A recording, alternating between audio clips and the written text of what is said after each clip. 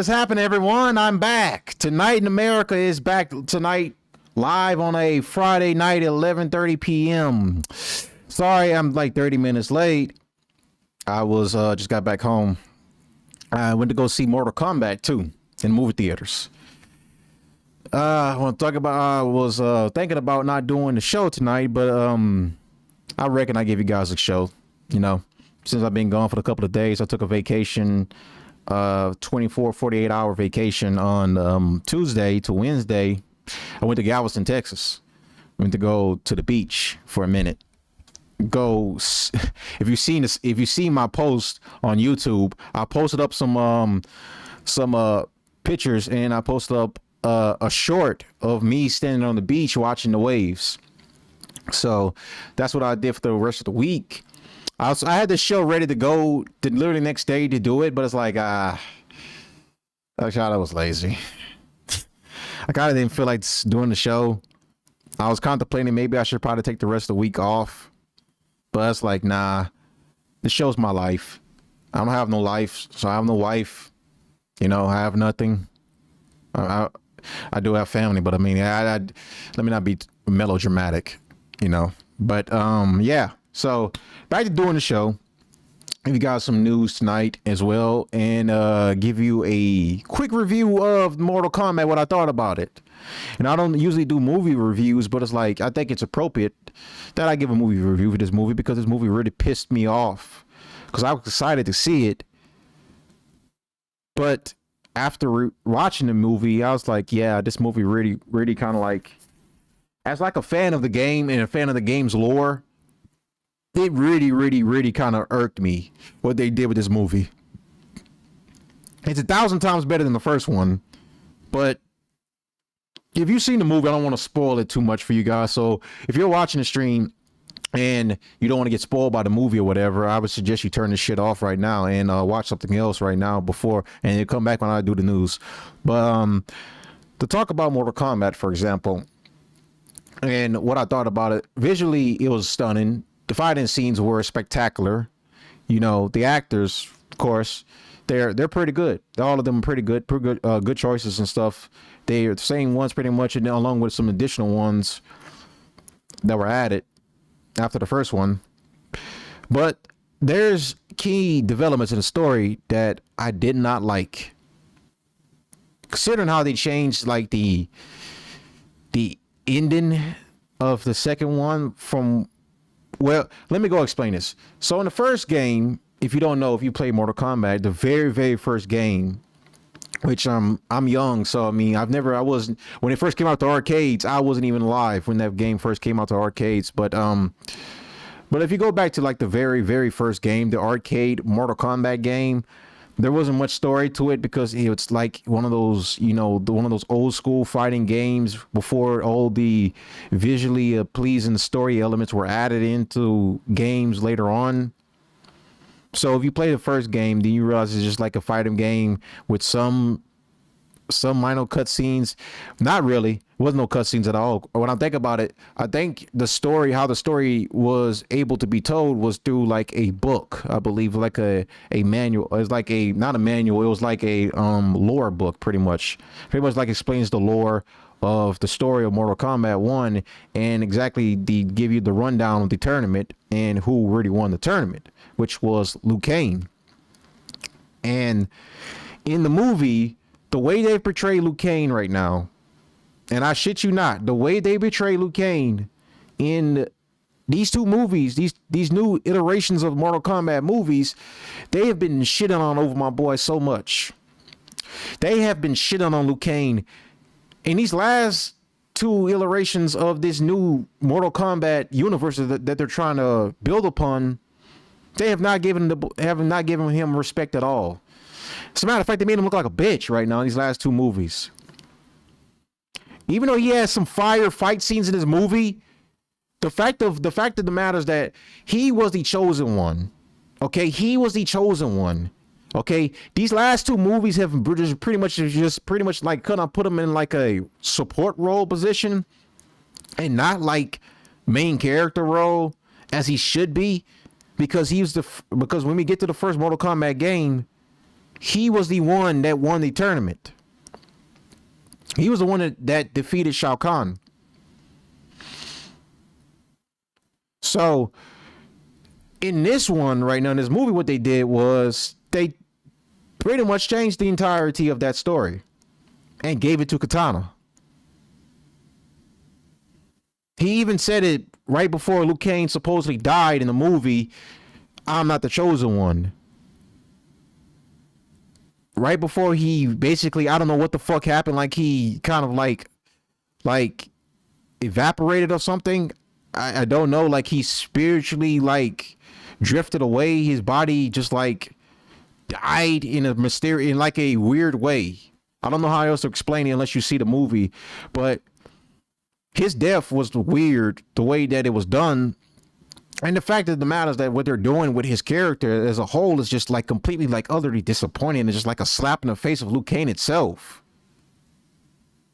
And what they're doing with the Mortal Kombat is like, they chose Katana to pretty much be the winner of the entire tournament. You know, and this is what I'm always like, I hate about fucking Hollywood, is because this fixation on like making women the boss babes in movies, it's really irking me and pissing me off right now, bro. I don't know about you, but I'm really having fatigue from this shit right now. I'm really getting sick of this shit.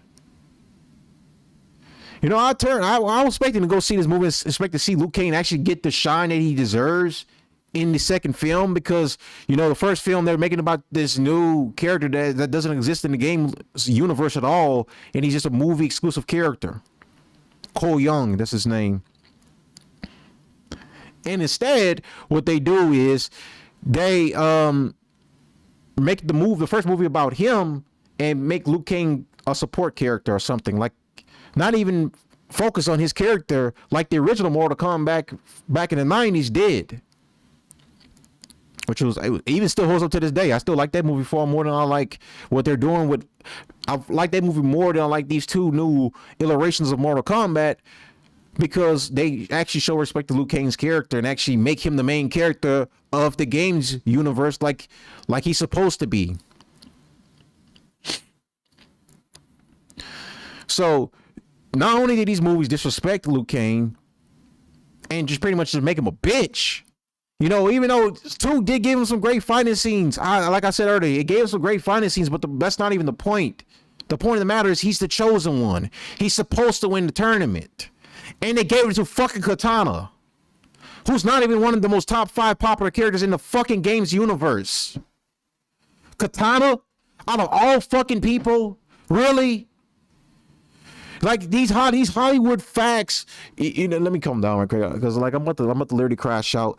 These dorks in Hollywood, these screenwriters, these directors always just have to sit there and literally just be some fucking cucks right now. They always have to praise women and then shit on men every chance they get in movies, and just make pretty much the woman a hero. Even though Katana, no one cares.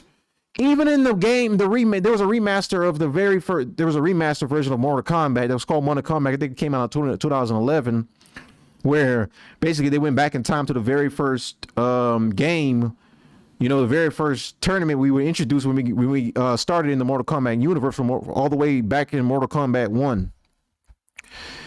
So they did a basically kind of like a reboot when it went back in time, and you know, we kind of got like a proper story of the first game in some way, and we were basically shown that Liu Kang and Katana basically had like this love connection that wasn't at all even you know, touched upon in this movie. Didn't even get touched upon. Didn't even get spoken about. They glossed over all of that and pretty much gave Katana like this independent woman story arc, which again, I get it from the game story point. A lot of the fighting character women are all like these strong, independent women, whatever. That's besides the point. But the point of the matter is her story and Liu Kang's story were supposed to coincide. They were supposed to have some sort of a love, some type of love, you know, love romance storyline to go along with it, you know. And then ultimately, Liu Kang was supposed to be the champion for Earthrealm by defeating Shao Kahn. But instead, they gave that title. They gave that to Katana, and they just let Liu Kang get killed. I don't know about you, but it's like, bro, these movies just are like. Why did I really expect going in here? This is why I really hate going to the movies lately, and why I just like I have so much like little faith in Hollywood, and I just wish all these screenwriters would literally just get rounded up and beat up. Because most of these screenwriters, all they do all day, these cocksuckers, all they do all day is they hate the story of how it originally was written, and then they want to change it to something, I don't know, something stupid. They changed the entirety of the tournament, the results, giving it to Katana. Katana was the champion of the Mortal Kombat, of the first Mortal Kombat the Mortal Kombat tournament they were introduced to in the movies.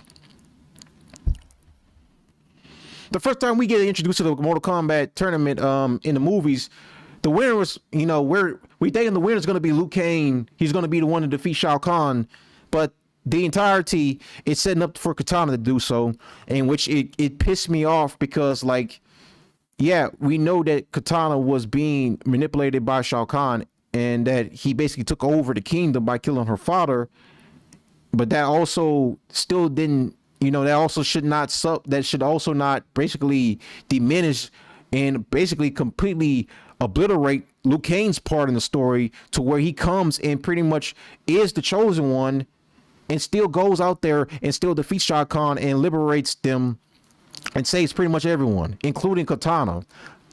No, what the Hollywood writers did instead, they just capitalized off of her story only, didn't even set up the romance with Liu Kang and her, and pretty much just basically just like made Liu Kang a bitch. Let him get killed by Shao Kahn, he dies, and then all of a sudden, bam, Katana's the champion of the tournament. Katana's the champion.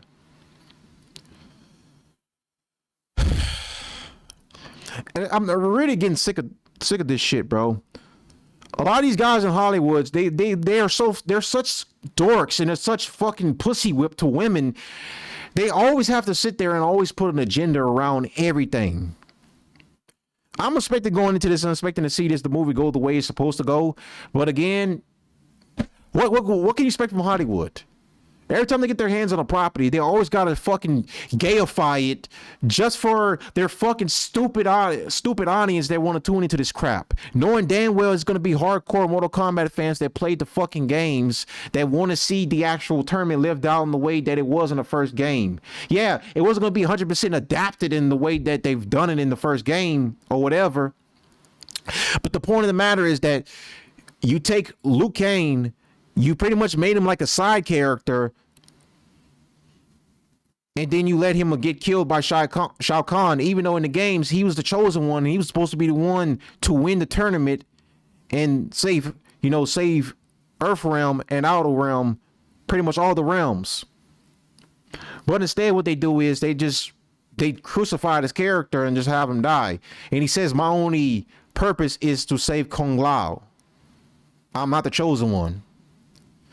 When that line came up, that literally made me want to crash out right there. I don't know about you, but I really am getting sick of Hollywood. I'm just really so fucking done with these cocksuckers in Hollywood. I'm so fucking done for these guys, bro. I have no faith in Hollywood writers anymore.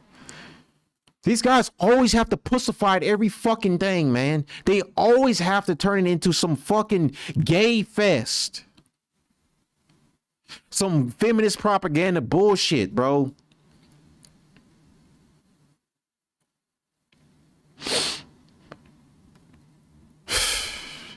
That part really pissed me off when that happened. There's some other stuff in there that happened and stuff that was completely fine to me. Jax died, of course. Scorpion came back badass as fuck per usual. But the point of the matter is, like, the main plot of the story, I believe at the time going into this movie, because like I said, I didn't know what they were going to do. I thought they were going to stick true to the game and then, just have Liu Kang be the chosen per usual and then beat Shao Kahn and win the tournament. They threw a curveball in there, a hard curveball at that. and just focus on Katana, even though no one really fucking cares about Katana. I'm pretty sure no one cares about Katana's character. I am uninterested in her character. I'm uninterested in her fucking arc. No offense. Hey, I get it that what's going on. Shao Kahn took over the kingdom from her father. Pretty much held hostage Sindel and her. But the point of the matter is, like, we all want Liu Kang to be the one to defeat Shao Kahn. That was the purpose of Mortal Kombat. That was the original purpose of Mortal Kombat. You know, when we played the games back when we were young, all the males or whatever, because it was mostly male audiences that played the fucking games. We all played as Liu Kang and we won the tournament. The chosen one, the real chosen one. But no. Hollywood has to always just capitulate to the fucking retards. Their retarded audiences or whatever. They have to always go to the fucking weirdos in Hollywood with the rainbow colored hairs and the 1,000 pronouns or whatever the fuck that is. And have to always just change it to fit some type of narrative. A man can't enjoy a fucking movie anymore, bro. I swear I can't even go out anymore and enjoy a fucking movie without them changing the plot to just go ahead to fit a narrative or whatever. This is why I say anime is starting to just like pretty much overtake Hollywood movies at this point. Anime is really starting to like overtake Hollywood movies. I said this a year ago. I haven't watched anime in a while because I've been keeping up with the news. I've been watching politics and politics has just been taking over my way of life. And I watch some content here or there like TikTok, Kick, YouTube, Rumble. I mean, content over the years has been slowing down a little bit. I don't really been seeing that many good content creators anymore. But the point of the matter is like men can't enjoy what they love anymore. Because it always has to be overtaken by a narrative, a plot that has to fit that narrative.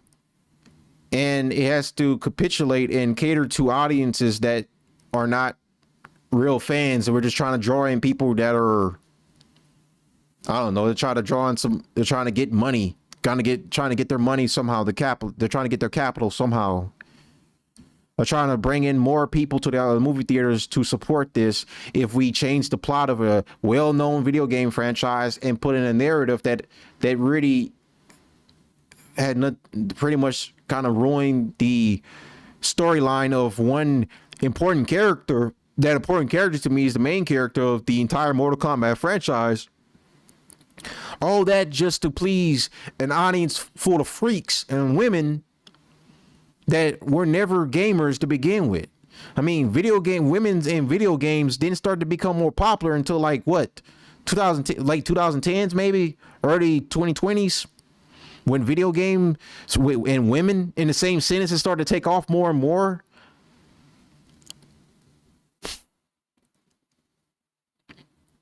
Bro. It's like I can't even go out and enjoy nothing anymore. It's like that's why I haven't been to a movie in a while, is because like everything has to always have an agenda in it, and it can never just be enjoyed for its original source material. Because the source material is fine, it's completely fine. Don't change that. There's a reason why certain video games have done so great but translate horribly to movie screens and TV shows, is because they have to always change the plot to fit a narrative. They can never keep it the same as it was in the game, because what worked for the game, most of these screenwriters say won't work for TV. But what they write is fucking completely even worse.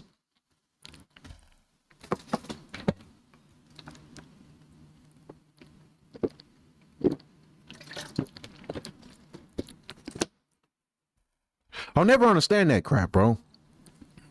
These freaks, man, they always have to go in here and put their 2 cents into everything and ruin something that men like myself enjoy.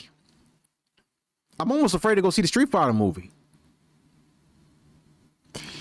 Mortal Kombat, Street Fighter are two of my favorite franchises, man. Two of my favorite fighting game franchises. And then like, this got ruined for me. I'm almost afraid to even see what number 3 is going to look like. Because they did set up for a number 3.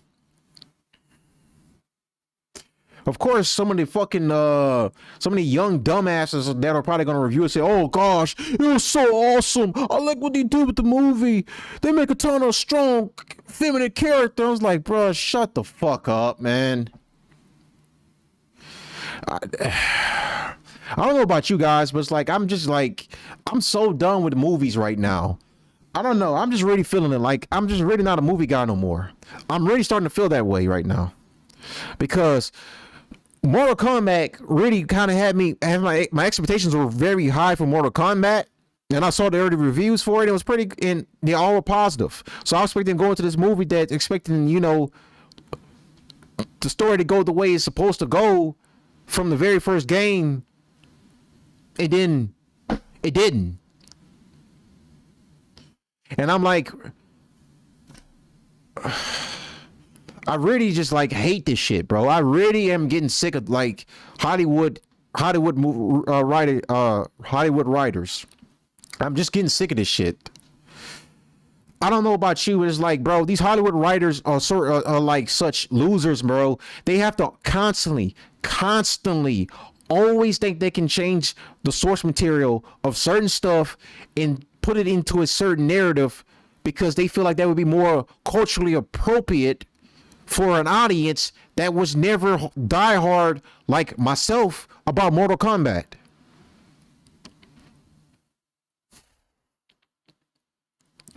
Bro, man, I'm so fucking sick of this shit, bro. So sick of it, man.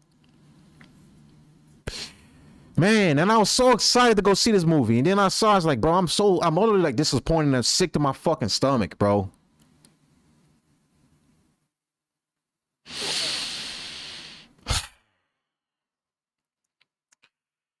Look, if you want to go and still watch it, I wouldn't blame you. Go ahead and give your own opinion about it, whatever. But it's just like, this moment is like, what can we really enjoy anymore as like men? What can we really enjoy anymore? That's something that we are supposed to like really enjoy for ourselves because like when we watch like we play games like Mortal Kombat, Street Fighter, Tekken, fighting games like that. They have like a very like male dominant story elements to it, and that's because the core audience is men. Don't get me wrong about Katana, Sindel, Jade. All those characters are like sex appeal characters. And yeah, there's something probably drawing like a female audience or whatever, but it's like it's minuscule compared to like the dominant male audience that dominate these types of games. So, closing thoughts about that is like utterly disappointed. I'm very, very just like disgusted right now. I'm expecting to go in there and see Mortal Kombat. Instead, I see woke combat. Instead, I see, woke combat. I should put that on a shirt. That's what they should call this movie, woke combat.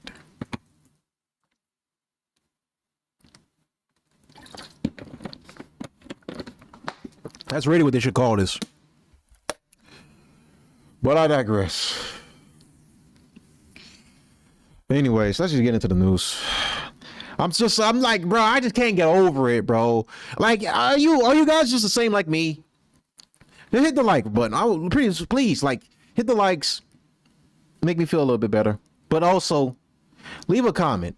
Let me know how you feel if you've seen a movie. If you're a guy and you've seen a movie, I want you to let me know exactly how you feel about it. Because, again, looking at it from a pragmatic standpoint, it was a great, visually stunning movie. Good story elements to it. Reminiscent of the first game or whatever. But at the same time, they just had to just change it to fit a certain narrative and just keep the story the way that it was originally written.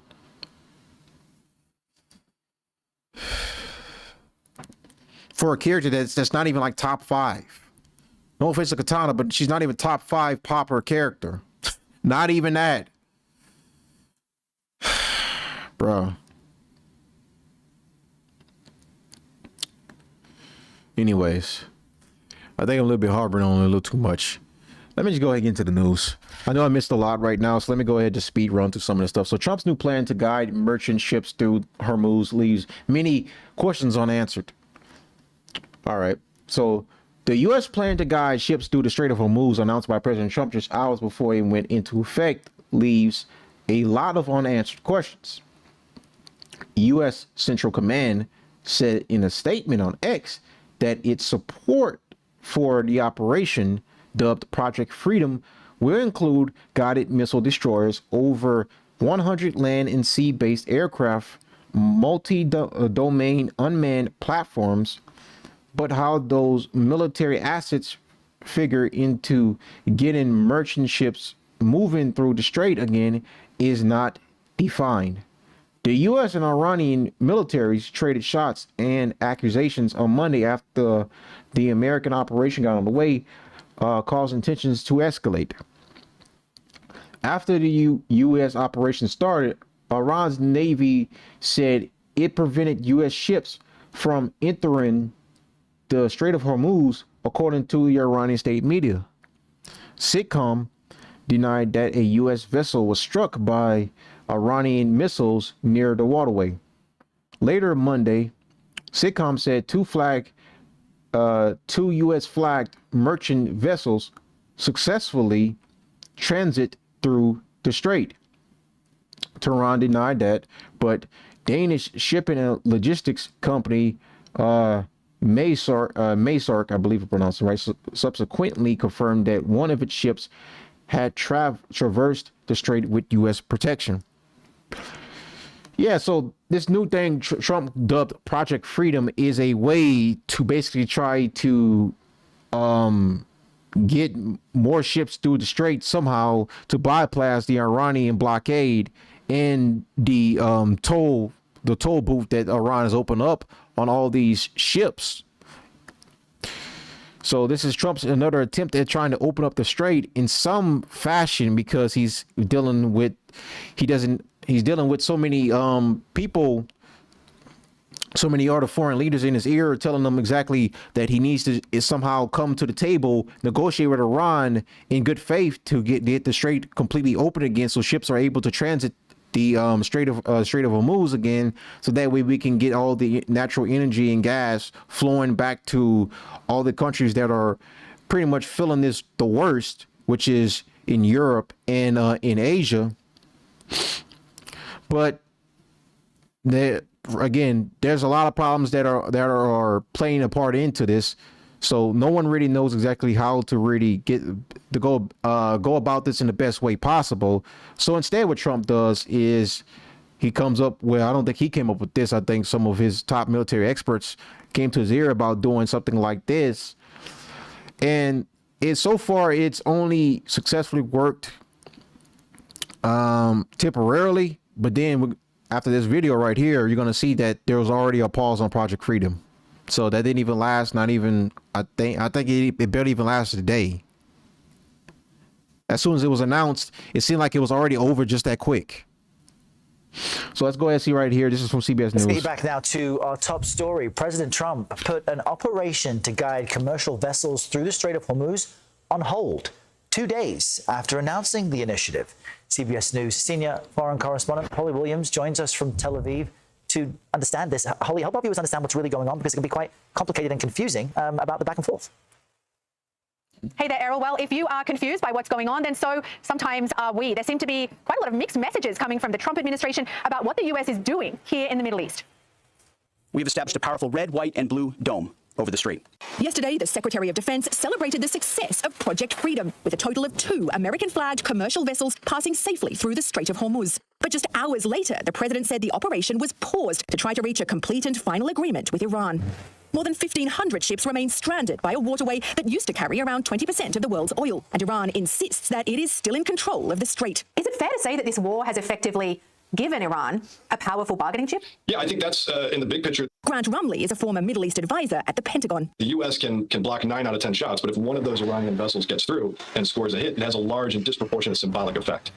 The US says the Iranian military tried to disrupt Project Freedom, including with cruise missiles and boats. But the president and other officials maintained yesterday that the ceasefire with Iran was still in place. They know what to do, and they know what to do. They know what not to do, more importantly, actually. To add to the confusion, while Trump has said that fighting could resume with Iran, yesterday the Secretary of State seemed to contradict him. The operation is over. Epic Fury, as the president notified Congress, we're done with that stage of it. What's the big picture here? Well, Iran, we believe, still has its stockpile of enriched uranium. It's managed to paralyze shipping through a critical waterway, and now the US may be backing off an operation to try to reopen the Strait of Hormuz. Errol. Holly Williams in Tel Aviv. Thank you, Holly. For more on all of this, we're joined by retired U.S. Navy Vice Admiral Robert Moret. He's also a professor at Syracuse University. Thanks for being with us and trying to understand how complicated the picture is at the moment. What jumped out to me at about this time yesterday during the Pentagon press briefing was that the Joint Chiefs Chairman, Dan Kane, was asked if Iranian boats firing on U.S. vessels as they escorted ships through the strait amounted to breaking the ceasefire. And he responded and said that's actually a political decision. How big is the divide between the... I mean, technically speaking, if we're going to be very technical with it, that is breaking the ceasefire, because the ceasefire, the ceasefire itself said that there should be no weaponry fire upon each other. Excuse me, I'm getting my words all over the place. Let me correct myself. The ceasefire entails that there would be no firing commencing, which means there's no bombing. There's no gunfire. There's no type of any military action against each other. So, the fact that Kane said that doesn't break the ceasefire is like, it's confusing in itself in nature. It's like, what? What do you mean it doesn't break the ceasefire? That it does actually break the ceasefire if we're going to be very technical with it, because they're firing upon U.S. vessels. Even though they're trying to safely ensure that merchant ships are able to get through the strait, they're still being fired upon. And that should, honestly speaking, break the ceasefire. I don't know the thought process going into the stuff right now. I really don't. Administration's political goals and what the military can achieve in the waterway. Yeah, Aaron, great question. And as a first full disclosure, I spent a lot of time on the Joint Staff working for General Kane's predecessors. And, you know, any chairman of the Joint Staff will try to limit themselves to what's described as military advice, which is a key component of what we look for from our senior military leadership. So I think there does have to be a firewall between the senior military leadership, all of us that have served in that capacity, and the political leaders that are elected by the country who make those decisions. And I would support General Kane in this answer. I think he was trying not to wade into that and stick to the kinds of responsibilities we associate with the chairman of the Joint Staff. We also heard a different tone from Defense Secretary Hegseth in saying that this freedom operation of escorting vessels, which has now been ended by the president, was brief, but it was limited, much different than his language over the past few weeks when he's been counting just the number of munitions and the number of attacks that the U.S. has taken. How do you measure where the U.S. is now in its objectives? Because the tone and the strategy appears to be changing. Yeah, Errol, a great point. As you and Holly just described as well, the situation is very fluid, but a couple of points I would make. First, Project Freedom, which is now paused after a couple of days, was always going to be a big stretch from a maritime standpoint in terms of the operational and tactical goals of it, because we cannot really get all the merchant ships that are bottled up to 1,500 or so in the Persian Gulf to the Straits of Hormuz, at scale to the tune of where they were before the conflict started, more than 100 per day. If the Iranians choose to contest it, no matter how much protection we try to provide for them. The second point, Errol, the people that are really to decide whether the straits are open or not are the shipping companies and their insurance carriers. It's not going to be the United States government or the Iranian government is going to decide when it's open. It's really a business decision by the shipping companies and moreover their insurance companies of when it's open. And then the final thing, Secretary Rubio said yesterday that Epic Fury is, we've moved on, we're done with that, which I think is an important statement. And hopefully will lead to what the press reporting we've seen this morning is on a draft memorandum of understanding between the United States and Iran, which is being scrutinized now relative to reopening the straits and also pausing enrichment by the Iranian government. And that memorandum of understanding is far short than a full peace plan and agreement, but it may be the best the U.S. can hope for at the moment. Vice Admiral Robert Moret, thanks for joining us today. All right. So now to backtrack off of what they just said right now about the Project Freedom being paused, even after it was even as soon as it was implemented, it just goes to show you that the Trump administration doesn't know exactly how they want to go about getting the strait open. They're tried many options right now so far, and it seems like they're running low and low and low on option after option after option. And there seems to be no clear way of really getting the strait open unless you just have to do it in a diplomatic way. And so, unfortunately, for everyone including Iran and the U.S., they're hoping for a deal to be reached soon and soon as possible. But at this point, we don't know exactly when that is going to be the case because Trump. Give that just a minute just to re-upload. Okay, we're back. Okay. Yeah, that does that sometimes. How do I stop that from happening? But to go ahead and finish my point. So we don't really know everything that's been put on the table so far. All we've been told by them, they've been offered a deal. They declined the deal. They've been offered these talking points, and they've pretty much just like getting my words. Damn, it's been a couple of days since I've been on air. They've pretty much X'd out all of the deals that have been put on the table by Iran. Iran offers their proposals, and those proposals are shot down by Trump himself and says he declines them because his whole thing is no nuclear enrichment. They need to pretty much slow down on their missile productions, and they need to stop fronting all these terrorist proxies across the Gulf, and they must ensure that was one more thing I forgot off the top of my head. Well, I believe that's the most important things, but then also in return, the United States promised to release millions of Iranian finances back to Iran as a sign of good faith. So the Iranians capitulate to America's demands, and then they promised in return that their economy will thrive again, only if they promise to never create a nuclear weapon, even though they've already given their assurances that they are never going to even work towards a nuclear weapon. Originally, that was the thought process going into it. Now it just seems like to me that going into it right now is that Trump is believing what the Israelis are telling him in his ear, and now he's just constantly like pushing this talking point that Iran just wants a nuclear weapon, that they're working towards a nuclear weapon no matter what. And he's constantly keeps pushing his talking point, even though we have no evidence of that. They've never presented us with evidence. They have not shown us anything. And he just constantly keeps purporting the same talking points over and over. They cannot have a nuclear bomb this. They cannot have a nuclear bomb that. They cannot have a nuclear weapon this. And anyone speaks out against it, Trump just automatically goes and attacks them. Every time someone speaks out about it, Trump constantly attacks them. He shits on them, calls them not MAGA, says they are Iranian propagandists.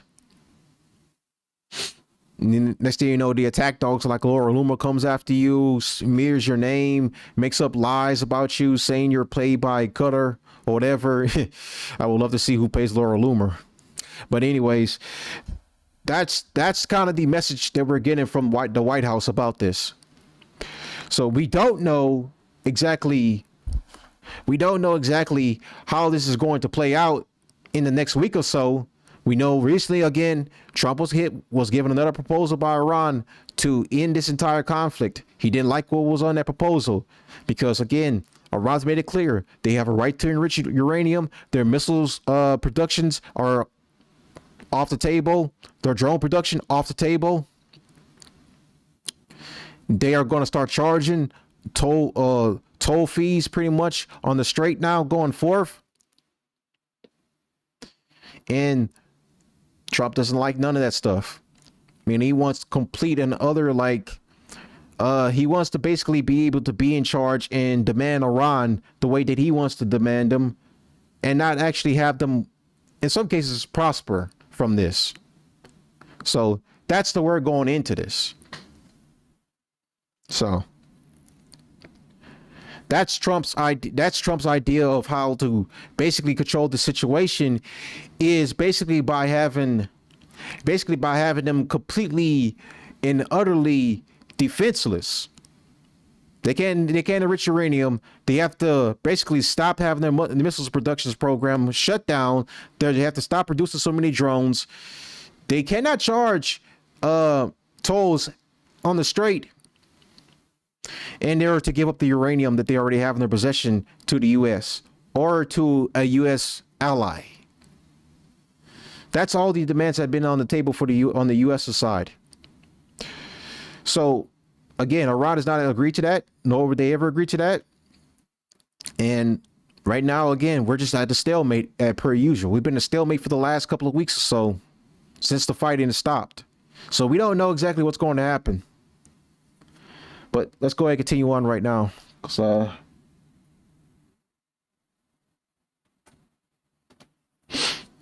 Trump pauses U.S. bid to guide ships out of the Strait of Hormuz, cites Iran deal progress. This is from CNBC. President Trump said Tuesday he's pausing Project Freedom, the U.S. military's effort to guide commercial ships out of the Strait of Hormuz, one day after the operation begun. Trump, in a Truth Social post, said the decision was based in part on the fact that great progress has been made toward a complete and a final agreement with Iran. Project Freedom will be paused for a short period of time to see whether or not the agreement can be finalized and signed, Trump wrote. Stock futures rose following Trump's announcement, which raised hopes for a peace agreement that would end the U.S.-Israeli war in Iran and reopen the economically vital strait. It has also represented a surprising about face from the Trump administration, which just hours earlier had framed Project Freedom as a matter of life or death for thousands of civilian sailors. The Trump administration has said that nearly 23,000 sailors on vessels representing 87 countries have been stranded in the Persian Gulf because of Iran's de facto closure of the Strait of Hormuz. Secretary of State Marco Rubio said at the White House afternoon that the goal of Project Freedom is to rescue those sailors who have been left for dead by the Iranian regime. Well, that's funny because you guys also participate in the blockade, so you can't put that strictly on Iran because you guys participated in ensuring that the blockade was withheld because you guys decided to create your own blockade yourselves to basically, I don't know what, to try to stop Iran somehow from already blockading the strait by just insisting with the blockade yourselves. I don't understand the thought process going into that, but I mean, okay.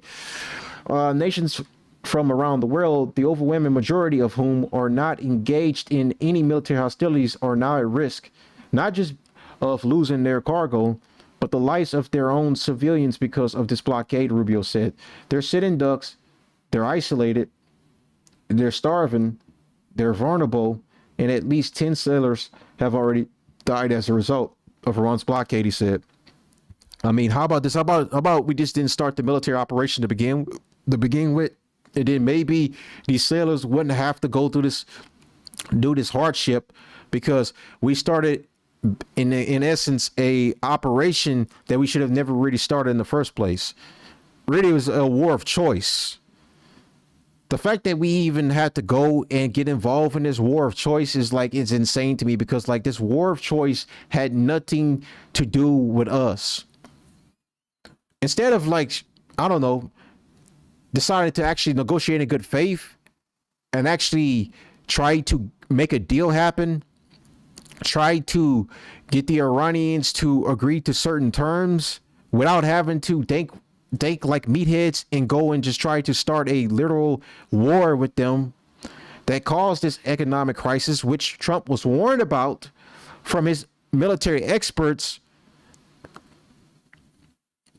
His military advisors warned him against doing this, and yet he still decided to go ahead and do it anyways. So instead of thinking and properly assessing the matter about how to go about doing this, Trump just said, you know what, guns are blazing. We're just going to go ahead and we're just going to charge in, and we're just going to, I don't know, get into a war, another war, even though the president himself ran on no new wars. So instead, he just said, you know what? We're just going to start another war with Iran for the Israelis and basically cause economic hardship, cause global, cause a global economic crisis, which he was warned about, and he didn't take heed to it. It's almost kind of reminiscent of what happened with COVID. You know, he was warned about how bad COVID was, even though, yeah, that shit was pretty much blown out of proportion. Still, the fact of the matter is that he was warned how the operation would go, but because he listened to what Bibi Netanyahu and the top IDF commander told him in that brief room from that report that came out from the New York Times, convinced him enough that this was a good idea to go to war, even though his own cabinet members told him that what the Israelis are selling are a crock of shit. So Trump's thought process going into this is like completely and utterly screwed up, and it's like he don't even know exactly what to do properly about this. And now it's pretty much going to lead to American soldiers and possibly being put more in harm's way, and possibly this military operation continuing on again sooner or later. So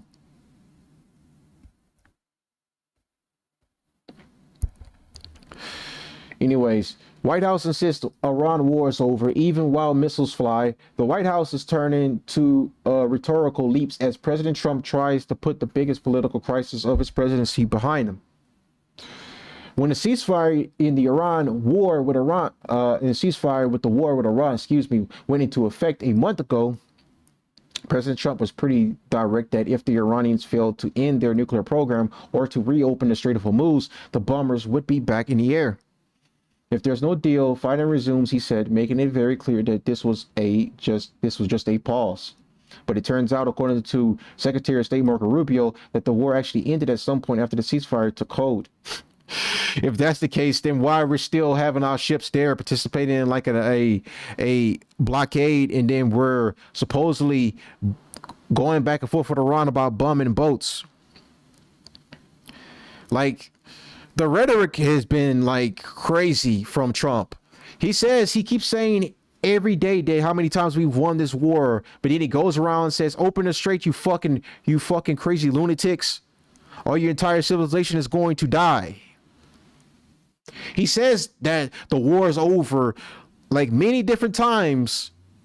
I'm not even joking. Like it feels like 100 times he said the war is over with, but then he goes right back in and retracts those statements by just basically going through social and says, we're going to get the strait open with these many different projects. I've just come off the top of my head with these ridiculous names like Project Freedom, for example. We're going to escort ships through the strait so they can get to their destination safely, even though we're putting them at danger by them being bombed by Iran. Even though we didn't really fathom that they're not really as safe as they should be, because even though we are escorting these ships with big military vessels, there's still a danger that those ships could be hit, and not only hit, they could be raided by small boats of IRGC special forces. So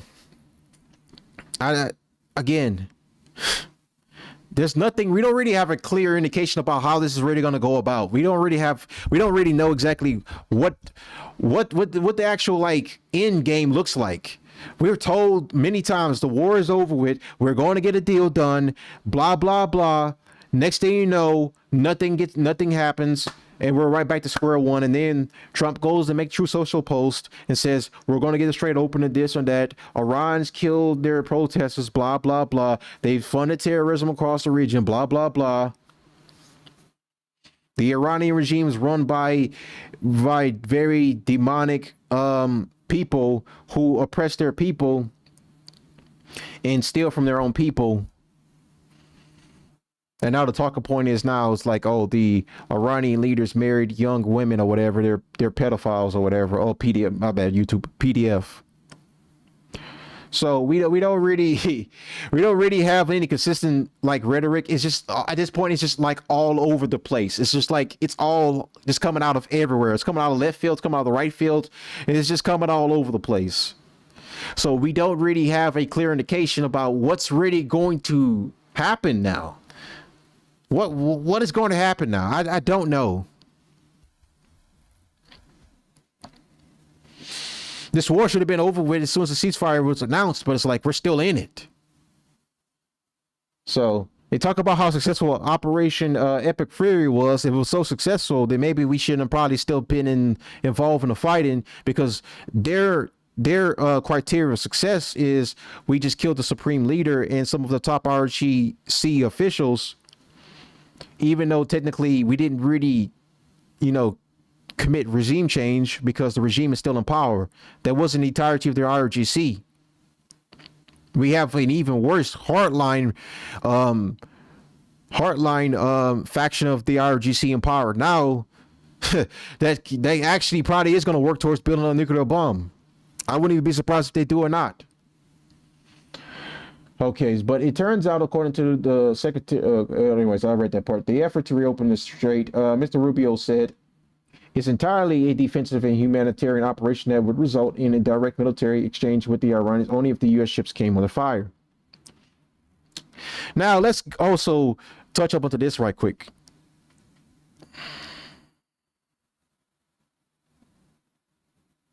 Hold on one second.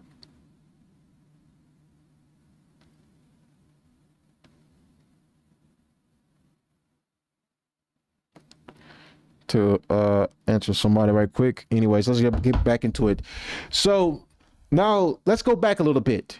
So if you remember, like during the conflict when it was going on actively, Iran was bombing a bunch of other Gulf states across the region.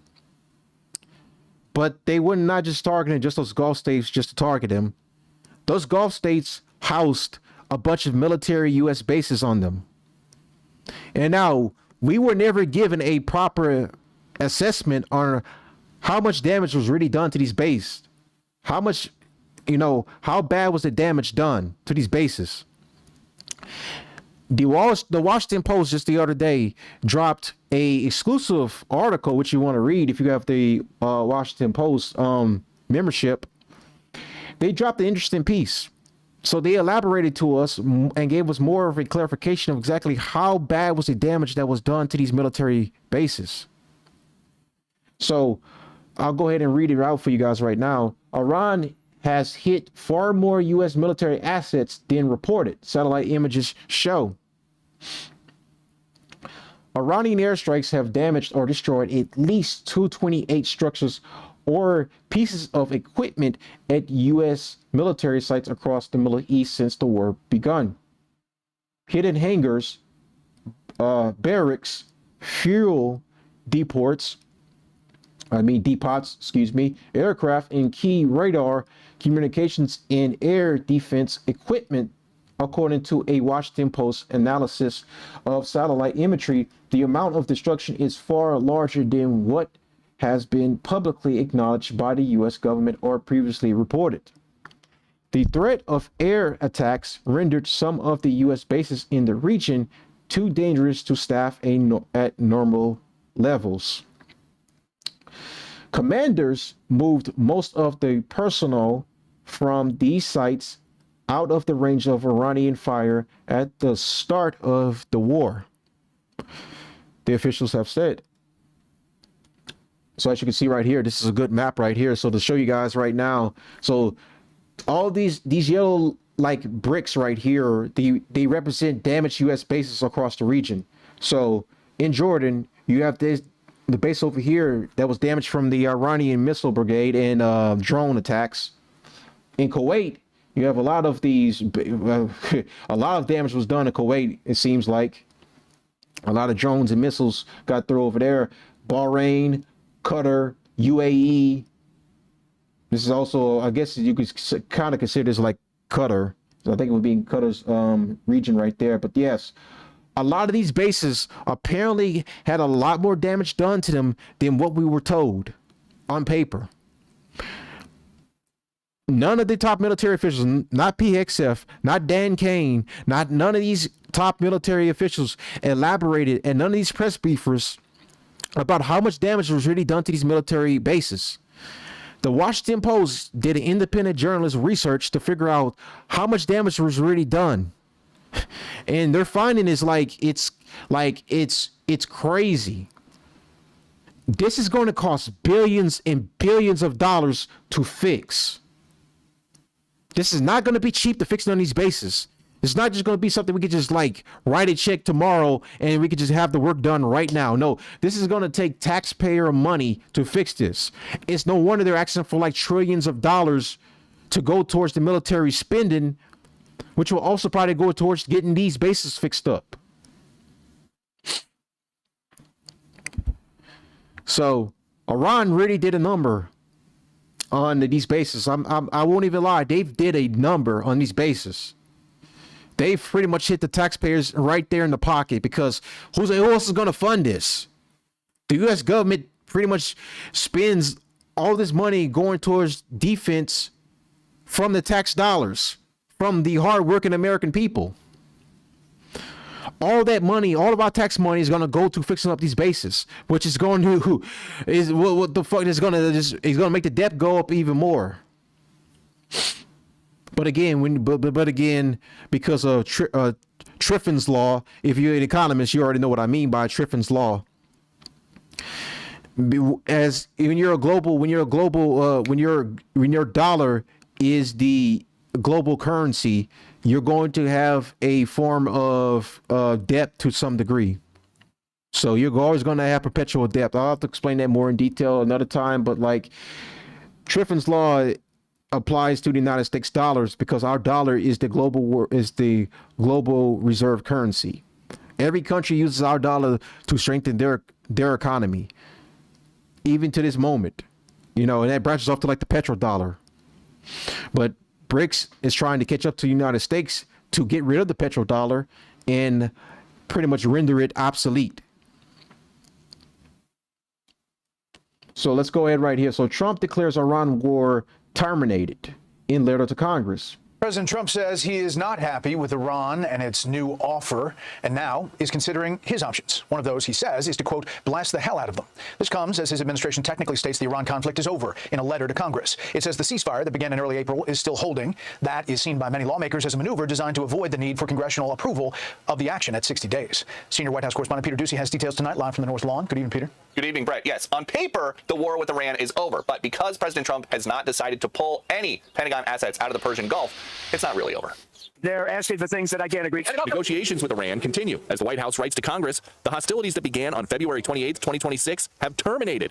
That's key, because if those hostilities ran longer than 60 days in a row, President Trump would need to ask Congress for permission to continue to comply with the War Powers Act. The War Powers. Every other president considered it totally unconstitutional, and we agree with that. Thousands of missiles and bombs have fallen on Iran during Operation Epic Fury, and Vice President Vance, according to The Atlantic, expressed his concerns about the availability of certain missile systems in discussions with President Trump. The president doesn't share those concerns. All over the world, we have inventory. We could take that if we need it. For instance, we're stocked and locked and loaded. As a result of the war, gas prices have climbed to $4.39 a gallon. And people are angry about it. I'm angry about it when I go to the gas pump. As soon as the war ends, the gasoline prices will go up. But Trump is right. As soon as we get the Strait open, you'll see that price fall, hopefully down to $3.50. If the president decides to break the ceasefire, CENTCOM Commander Admiral Brad Cooper has presented him new strike options. I mean, do we want to go and just blast the hell out of him and finish him forever, or do we want to try and make a deal? I mean, those are the options. Do you want to go blast the hell out of him? I prefer not. On a human basis, I prefer not, but that's the option. President Trump's words there don't make it sound like another military strike against Iran is imminent, but it is also extremely unlikely that he's going to declare Epic Fury officially over until Iran says the magic words, no nuclear weapons. Brett. And Peter, President Trump is pulling out troops from Germany?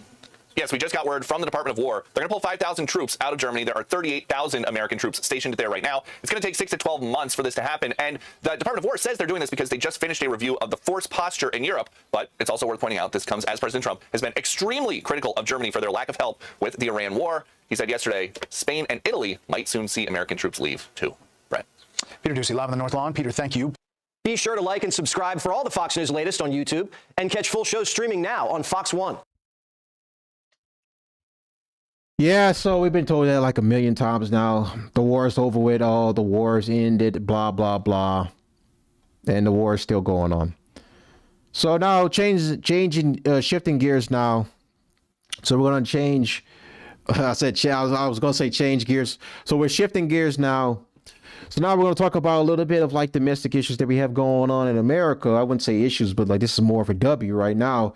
So we're going to talk about the Supreme Court's decision to basically order the redraw of multiple states' maps, including my own state, Louisiana, because they render them like basically a form of gerrymandering. And if you don't know what gerrymandering is, let me go ahead and show you guys right quick. All right. So gerrymandering is the deliberate manipulation of electoral district boundaries to give one political party group or incumbent an unfair advantage over another. It involves drawing irregular, sometimes bizarrely having a tongue twist, shaped districts to pack opposing voters into a few districts or crack them across many, reducing their overall voting power. So key aspects to gerrymandering propose to secure more legislative seats for a party than their actual share of the popular vote warrants, often leading to uncompetitive elections. That's why I said, like, so when I said this, I was thinking about this yesterday when I was reading through everything right now to prepare for the show, because I was going to do it yesterday, but I decided not to do it. So I was reading through everything, and then when I look at the Supreme Court's decision to strike down these districts, because like when you look at some of these districts, especially like some of these black-run districts, most of these districts are by definition gerrymandering. Because the reason how the Supreme Court was able to rule against these districts to begin with is because they're based in race. So they're based in race. And that's how the Supreme Court was able to rule these districts as a form of like breaking the Voter Rights Act. It violates Section 2. Now, many black politicians are not happy about that. They view that as a step in the wrong direction, backwards, going back to, you know, Jim Crow days, segregation, whatever. But really, we're really weeding out a bunch of these congressmen, a bunch of these black congressmen that do nothing anyways for no one besides just bitch about, like, you know, white people this, white people that, white people this.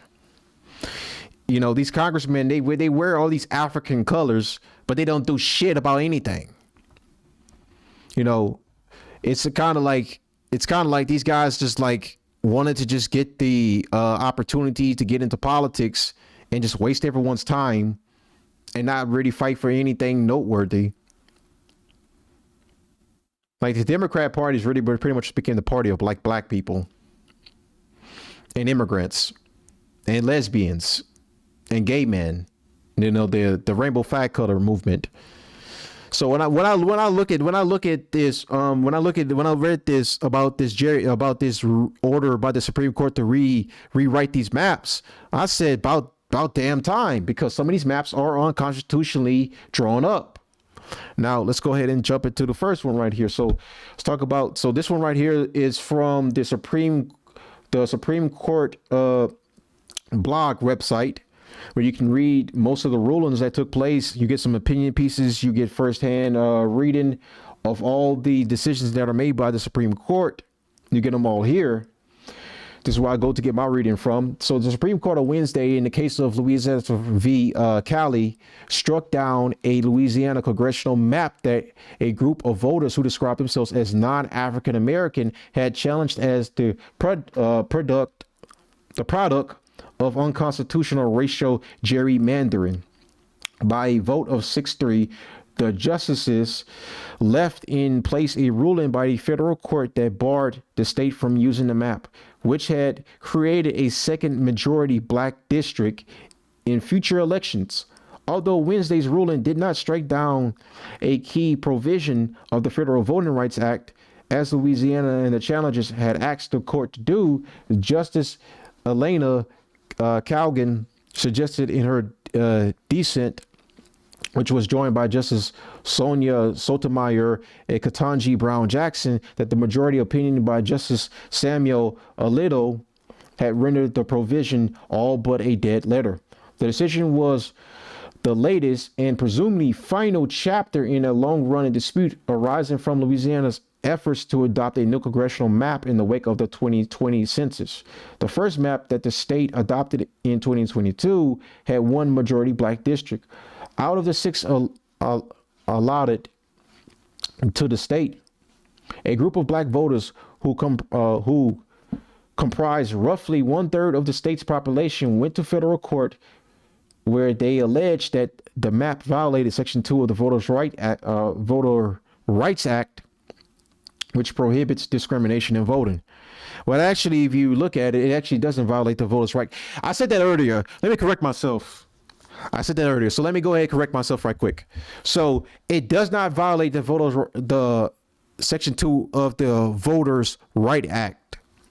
And actually, on the contrary, the original map did. Because the original map was based in gerrymandering. Because the fact of the matter is, like, it created 2 majority black districts that were based in race only. Some of the districts that we have right now, before these maps were created in the first one in 2022, they're in some areas you have other groups of people that live there besides just whites, you know, got blacks, Hispanics, or whatever. But these districts that are only just like strictly black only, they're only ever vote Democrat. They only ever give the numbers to the Democrat Party. So the ruling by the Supreme Court was a successful one because this means that the Democrat Party won't have the numbers on the Republicans like they always do. Because some of these districts are only race-based districts. They're only black. You know, they only vote in all these black politicians that don't really do anything for nobody besides just, you know, regurgitate the same Martin Luther King talking points. You know, cry about stupid shit as per usual. You know, white man bad this, white man bad that. Meanwhile, they don't really even like fluctuate any change. They don't really do anything noteworthy besides just cry, oh, white people bad this, white people bad that. It's like, brother, are you going to actually like implement some type of form of policy? You're going to try to push towards something, I don't know, that's beneficiary for all Americans? Because blacks are not the only one in America that are struggling, my friend. But no. It's always like wham. All right. The decision was, okay, let's see, what was that? The federal judge agreed that the 2022 map likely violated Section 2. And the U.S. Court of Appeals for the Fifth Circuit upheld that ruling. It instructed Louisiana to draw a new map by January 2024 or risk having the court adopt one for it. The map that Louisiana drew in 2024 created a second majority black district, leading to the election in November of that year of CeeLo Fields, a former member of Congress who had represented another majority black district during the 1990s. The map also prompted the lawsuit leading to Wednesday's opinion. It was filed by a group of non-African American voters who contended that the 2024 map violated the Constitution's equal protection clause by sorting voters based on race. A 3-judge federal district court agreed with them and barred the state from using the 2024 map in future elections. But a divided Supreme Court temporarily paused that ruling in May 2024. So let's go ahead and get this. Is from ABC News. The Supreme Court delivering a major blow to the landmark Voting Rights Act. The High Court sided with a group of white voters in Louisiana who argued one of the state's 2 majority black districts was improperly drawn and relied too heavily on race. Louisiana's governor praising the decision. I think this whole race baiting race issue on the redistricting has been put to bed finally once and for all. Justice Samuel Facts. Alito writing, race can only be taken into account when there's evidence that a state intentionally drew its districts to afford minority voters less opportunity because of their race. But facts. Democrats argue that ruling effectively guts the Voting Rights Act, signed into law by President Lyndon B. Johnson in 1965 at the height of the civil rights movement, to ban discriminatory voting practices. The ruling also means only... Well, technically speaking, having 2 districts that are based on race, it actually is in a form discriminatory, because they only ever lean one party. They only ever give advantage to one party. I don't know why people are having a problem with that, because like this is actually fair what the Supreme Court did. And don't say the Supreme Court did this in support, like basically that they're always going to rule in favor of the Trump administration because they ruled against birthright citizenship.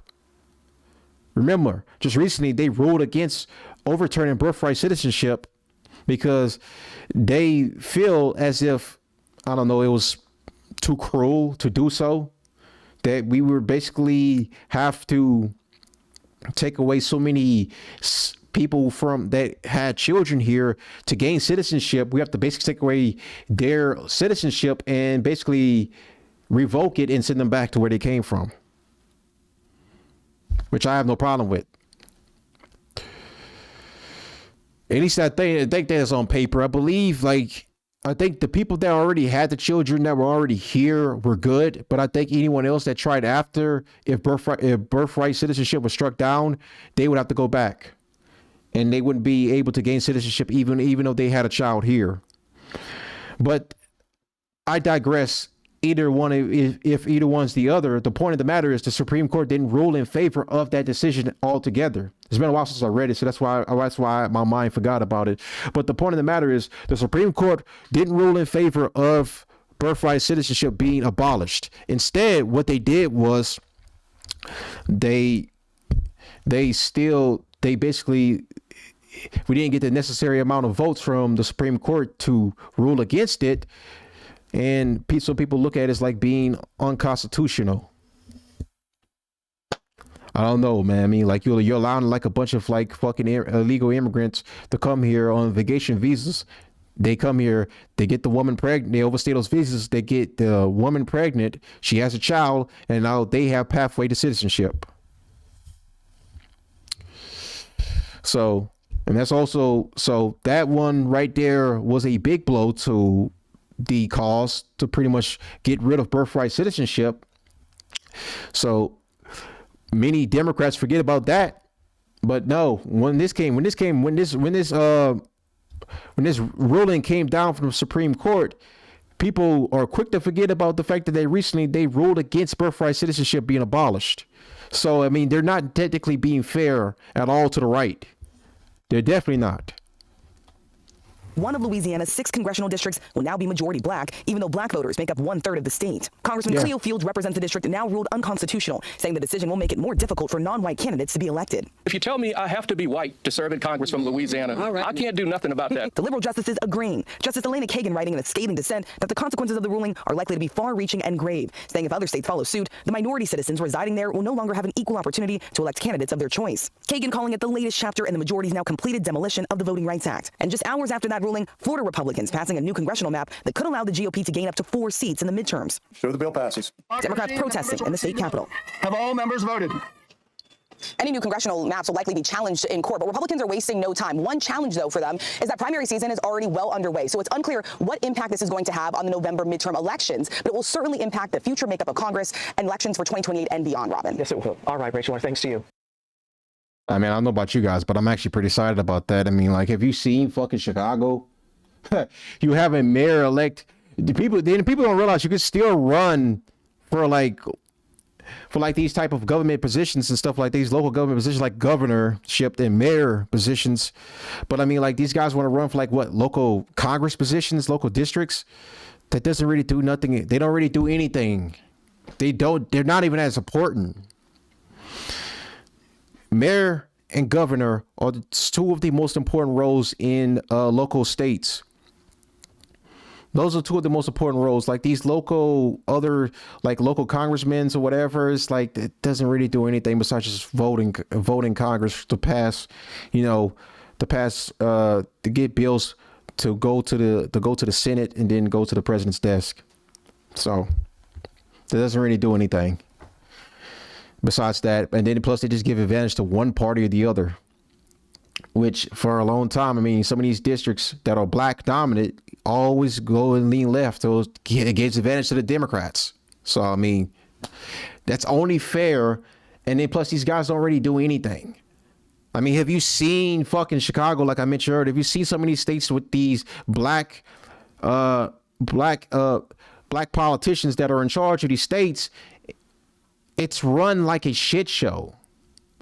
It's run like a literal zoo. I'm not even joking. Some of these places are run like a zoo, and they're not even at all livable. Nobody wants to live there, besides if you're just somebody who's poor and can't really afford to leave. But if you got your money, you're not going to live in these areas. You're not going to live in these neighborhoods. These are run terribly by a bunch of these black politicians that are in charge of these states. North Carolina, where Arena Zaruska was stabbed at. Guy was let out let out like double-digit times. I think it was like almost like 16, 17, 18 times I believe he was let out. I think it was 17 or 18 times the guy was let out before he finally now is about to face some type of incarceration, but he can't stand trial because he's being determined that he's not fit to stand trial. But yet, the system, but you look at the system that let him out so many times, it's none but black women that were on the fucking stands, the magistrate judges, they always have sympathy for these guys because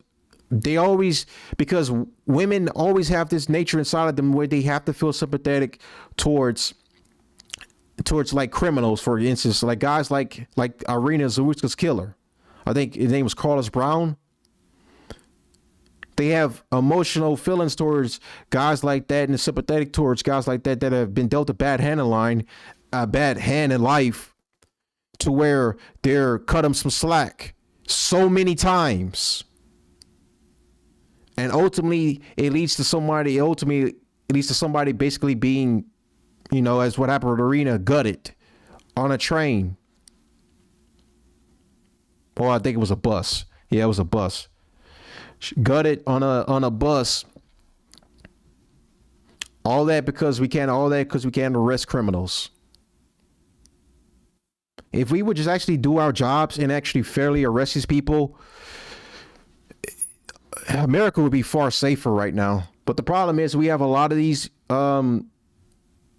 people in positions that just don't need to be in positions. And sometimes it's always going to be the black ones that are always in positions of government that don't do anything for no one and constantly gets a slap on the wrist for criminals because they tend to look like them, and they're sad that they've been dealt a bad hand in life. Excuse me, god damn, I can't talk today. They've been dealt a bad hand in life to where they have to cut them some slack to some degree. So the fact that this stuff happens a lot is it's insane to me. So honestly, I'm completely fine with the maps being redrawn and some of these districts being completely wiped out. Like, you still have an option to run for mayor, still have an option to run for like governorship. You still have an option of doing those things, but like local Congress positions, they don't really do anything. Don't really do nothing. What really matters is being president, vice president, being in the president's cabinet, doing something high level at the federal level. Don't get me wrong. I mean, like being a mayor of like say for instance, my city, Baton Rouge. Being mayor here is very important because like this is like a big metropolitan, it's not as big as New Orleans, but it's like this. I think it's like the second, to Shreveport or third. I'll have to check that in a minute. But it's like being mayor of Baton Rouge is important because like we have a lot of people here and there needs to be a lot of hard decisions to be made. Also, the governor is here. Our state's capital's here.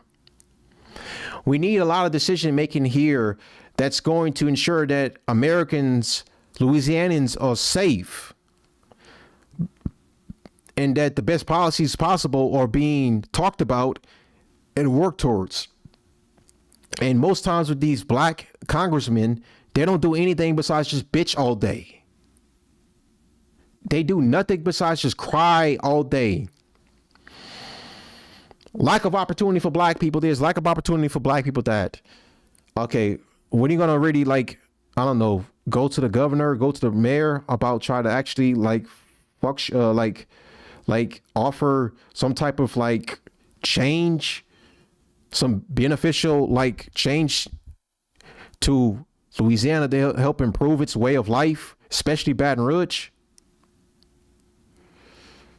So don't really do nothing. It doesn't really do any good for nobody right now, honestly speaking. So that's why I said, like, local congressmen, especially in these black districts, don't really do anybody nothing. All they do is just cry about shit every day. Racism this, racism that. Major developments both overseas. So this one right here goes over gerrymandering, redistricting, and how the Supreme Court could shake up district lines and voting. And at home. Starting today, the U.S. military is launching a new operation to guide and protect stranded ships and tankers through the Strait of Hormuz. While at home, the rush to redistrict after the Supreme Court's decision on voting rights. Joining us now to discuss all of this is our Washington insider, Armstrong Williams. Good morning to you, Armstrong. This next story, obviously, is a historic ruling by the Supreme Court limiting the scope of voting rights. Already many states are rushing to redistrict. This is a story you are very familiar with because there are a lot of southern states doing this, and you are from South Carolina. What impact do you think this will have when you see some of these states now rushing to redistrict? I'm so glad you asked that. Jim Clyburn is the only Democrat, member of the congressional party in the state, the only Democrat. His district is the most gerrymandered and racial-based district in the country. The rest of the country see this as the place to start. But the problem is, Jim Clyburn has lots of relationships with Republicans. He gets along very well with them. Now, Shane Massey, though they're trying to change his district before the election, and who's the Senate Majority Leader, has held everything up. But eventually, this district will be changed. And you know, it's the legislature that decides to carve this up. But here's the other issue they're not talking about, Angela, is the fact that Joe Wilson, who's a Republican stalwart in Congress, if this does happen, he could be forced back in Richland County, where a lot of those voters are black, and it could also challenge him in being reelected as well. So this is a very, very delicate situation. And South Carolina is no question the cutting edge of where it all starts and how it will play out around the rest of the country. Well, how do you think it's going to play out around the rest of the country? Oh, they're going to change those districts eventually. Jim Clyburn is in the golden age of his life, and they celebrate it privately, and they're planning for the future. Those districts are going to change. And I tell you this, if it does change, there's a possibility you will not have one Democratic member of Congress from the state of South Carolina, and that could be a message across the country, especially how these black districts were carved out. All right. Thank you so much for joining us, Washington insider Armstrong Williams. Thank you so much for your time and your insight. Thank you. The DOJ announcing this week it will enforce the Supreme Court's decision on gerrymandering districts in every state that has such a district. That announcement coming just days after the court struck down Louisiana's congressional map. The National News Desk Jeff Harris joins us. This court ruling in that specific case that Louisiana's existing map was unconstitutional racial gerrymandering. Break down the details. So the Justice Department announcing this week it plans to use the Supreme Court ruling in Louisiana to challenge other race-based districts across the entire country. Assistant Attorney General for the Civil Rights Division, Harmeet Dillon, spearheading these new efforts as the midterms in November inch closer.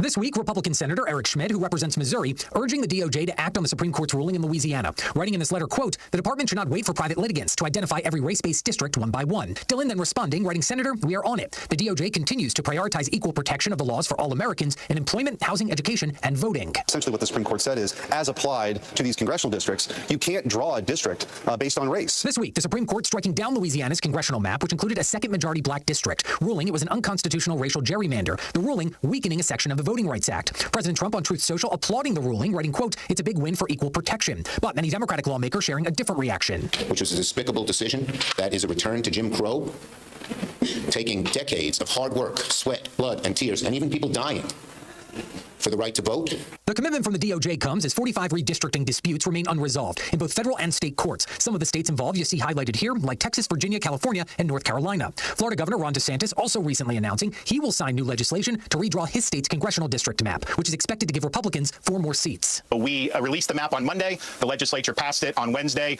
and that is that. Alabama taking action as well. On Friday, Governor Kathy Ivey calling a special session for next week to reschedule the state's midterm primaries in hopes it will give lawmakers time to reinstall congressional maps previously blocked in court. Alabama ought to have the opportunity, as we've seen Virginia, as we've seen California, we've seen New York, to draw districts that are consistent with those who are seeking that representation. Alabama's a conservative state, and they deserve conservative representation. Now, as for some other states, Georgia Governor Brian Kemp says he will not delay the upcoming primary to redraw House districts, noting that early voting has already started, while also acknowledging that due to the Supreme Court's ruling, maps will have to be redrawn for 2028. Reporting for the National News Desk, I'm Jeff Harris. Well, all eyes right now on Tallahassee, where we expect the governor to be signing a new congressional map into law. Lawmakers approving that redistricting plan only yesterday during a 2-day special session. And the changes changes could have ripple effects from Capitol Hill all the way to our local communities right in our area. CBS 12 News reporter Antoinette Delbell is here with the latest to catch us up. Antoinette? Yeah, Governor Ron DeSantis said today he will quickly sign that newly approved map he proposed into law as soon as he gets it. Now, once it's signed, it is expected to face legal challenges from some Democrats and advocacy groups who are calling the unusual mid-decade redraw unconstitutional gerrymandering. The governor argues the new lines better reflect the state's growing population and make sure everybody's vote counts. This map also helps Republicans stay in control of the U.S. House in the midterm elections by flipping 4 seats from Democratic to Republican.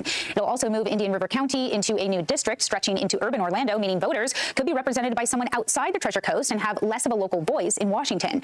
In Palm Beach County, the proposal would pack more Democratic voters into fewer districts, with boundaries stretching from western areas all the way to the Gulf Coast. I spoke with a constitutional lawyer who says this move could be a slippery slope.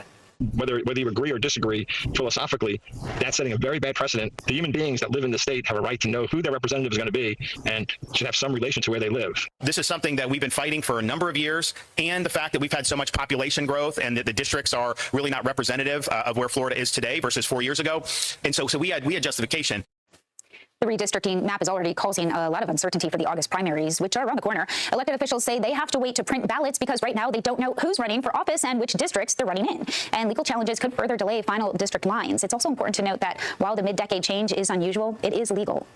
Florida lawmakers voted today approving a new congressional map that could mean more Republican seats. Let's go to Morgan Stevens with the fact check team. So this is obviously just the latest example of this congressional seat battle, but let's talk about what happened in Virginia earlier this month. Yeah, what we're seeing now seems like a political arms race over congressional districts. Virginia recently faced intense scrutiny over its redistricting process that allows for 4 additional Democratic House seats. Critics are arguing political influence is creeping back in even after the state moved to an independent commission system. Now attention has shifted to Florida, where lawmakers passed changes to a new congressional map that would keep the state almost entirely red and could shift the balance of power in Congress. And as we look nationally, which regions do we see states more heavily gerrymandered?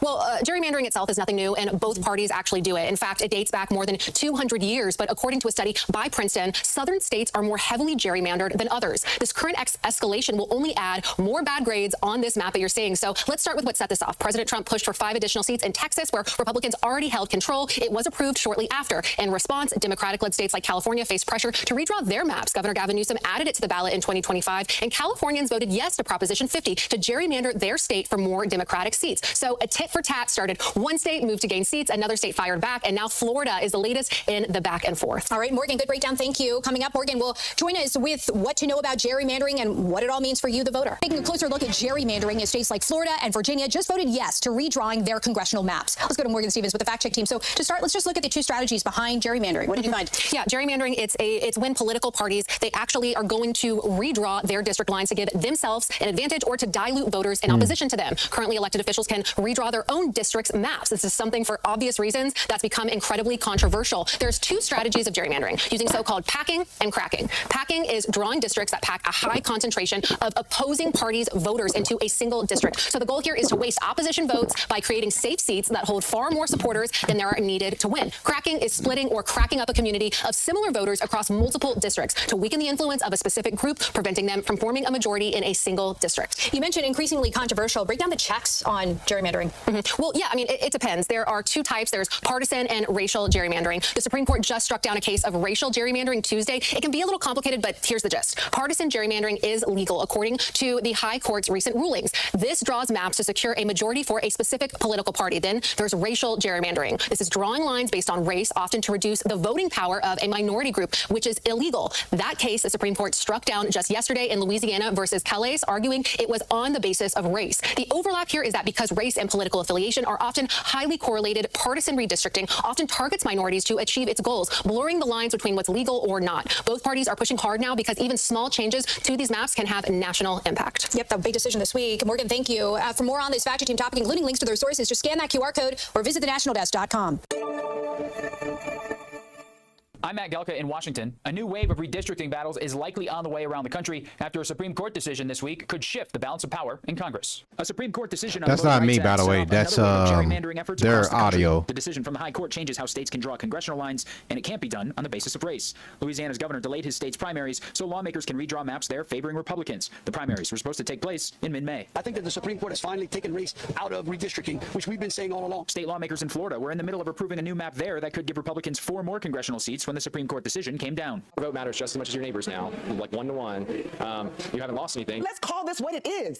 This is gerrymandering, illegal map making. Tennessee Senator Marsha Blackburn, who's running for governor, wants to redraw lines and eliminate the only Democratic seat in Memphis. The president posted on Truth Social that current Governor Bill Lee plans to do just that, writing in part, this should give us one extra seat. Finally, the ruling came out that they are stopping Democrat-led racial gerrymandering. We know this is unconstitutional. Nearly 40% of the entire country's House seats have been involved in mid-decade redistricting already. And so far, there hasn't been a landslide advantage in 2026 for Republicans or Democrats from redraws. So for 2026, Republicans may get a few extra seats, but overall, there hasn't really been that much change in the national House map. GOP officials and candidates are pushing for redraws across the South to gerrymander districts in their favor, including in Georgia, Mississippi, and South Carolina. Alabama has already said no to a special session to do that, citing a different gerrymandering court decision that keeps its maps until 2030. Reporting in Washington, I'm Matt Gelka.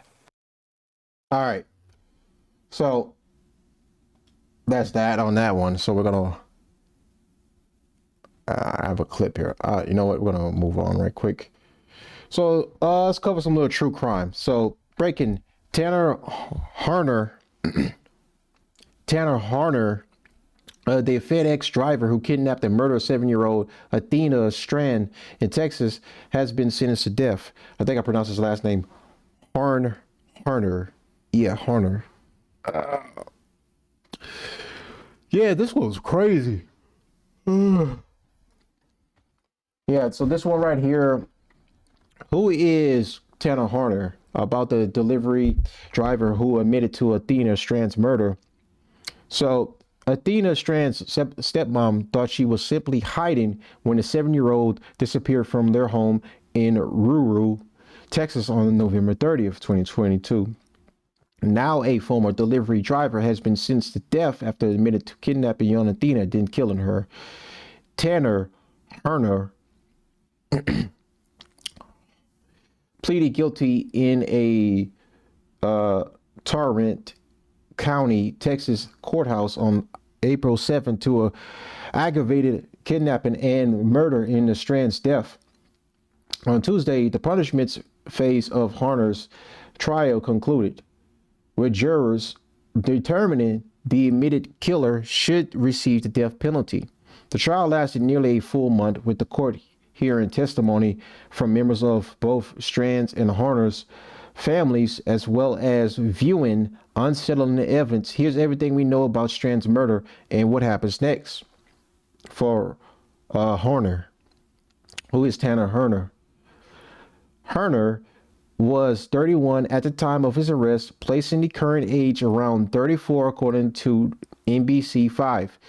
Little is known about his early life. According to police, Harner resided near Lake Worth, Texas, and didn't appear to have any criminal history. He was an independent contractor working with FedEx as delivery driver at the time of Strand's disappearance and murder.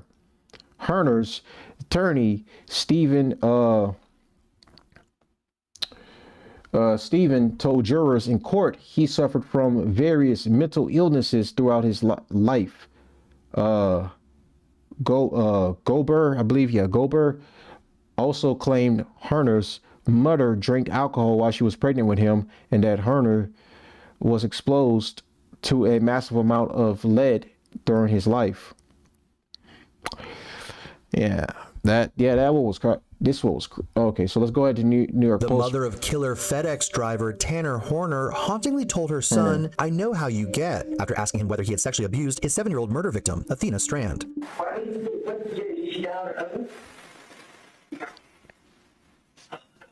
On Monday, April 13th, a jury in Fort Worth, Texas was played chilling audio from phone calls Horner made to his loved ones as he confessed to his evil crimes. In one call made from the Wise County jail, Horner's mother asked him what had happened when he murdered Strand after accidentally bumping into her with his truck.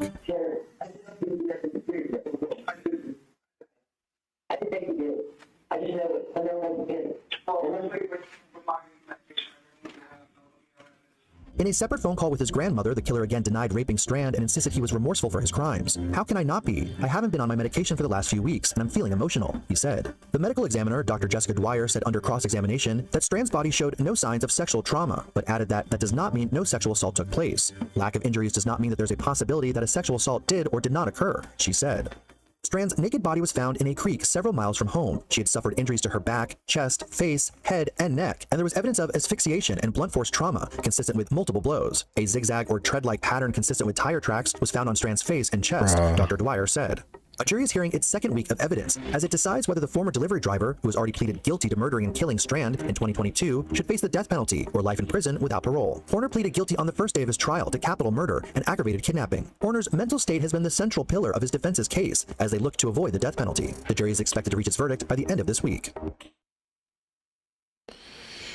So to summarize that a little bit, that true crime, pretty much he already got found guilty, and now he's going to be put to death. He's going to probably be receiving the needle, rightfully so, because what he did was, it was sick. I'm not gonna lie to you. It was very sick what he did to this little girl. I wouldn't go more in detail about this, but it's like I am kind of pushed for time, but it's like what he did to this little girl, right? It's like, oh my gosh. And his excuses that he tried to use is like saying that he's artistic or whatever. He tried to use that as an excuse to try to, I don't know, try to lessen what he did and say that he wasn't in his right mind.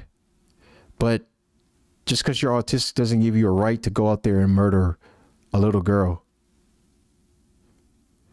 And the crazy thing about it, he was so worried that the parents would press charges against him, but the mother already said that they were very forgiving people and they were not going to take any legal actions against him. So everything he did, which was out of fear, he did it because like he's not fit for society. He's a freak. He's a freak. Okay. He's an autistic freak. Murdered a little girl. Athena didn't deserve to die. You know, like when I just seen this case recently, because I haven't been keeping up much with it. I've been reading everything else. It just goes to show you that, like, bro, some of these people out here, some jobs need to do a better job of like their hiring practices, and need to also stop hiring just anyone that just needs a job.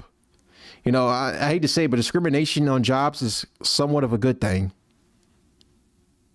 It is somewhat of a good thing because it would have kept Athena alive.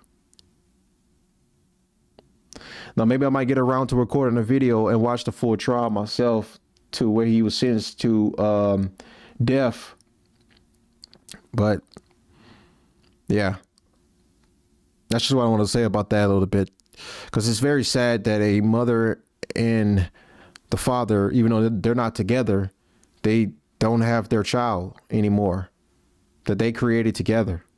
It was a beautiful thing, and she was taken by this fucking piece of shit.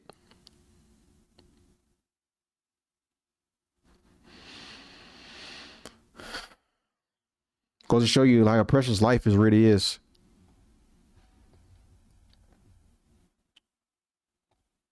All right. So I did have these PXF's debates that he had with when he took the stand this week at the hearings. But I'm contemplating, I might just record a video of me reacting to both of these and just, you know, crop them down to an easy watchable length for you guys, so that way you guys can enjoy them or whatever, instead of just watching them live, because like you guys already seen this, but like I'll react to them. But right now, we're going to get into Mehdi Hasan and Michael Knowles debate. I'm probably not going to do the entire debate. I'll probably just do part of it, and then we're probably just going to finish up the second part on another stream. But we'll see how I feel.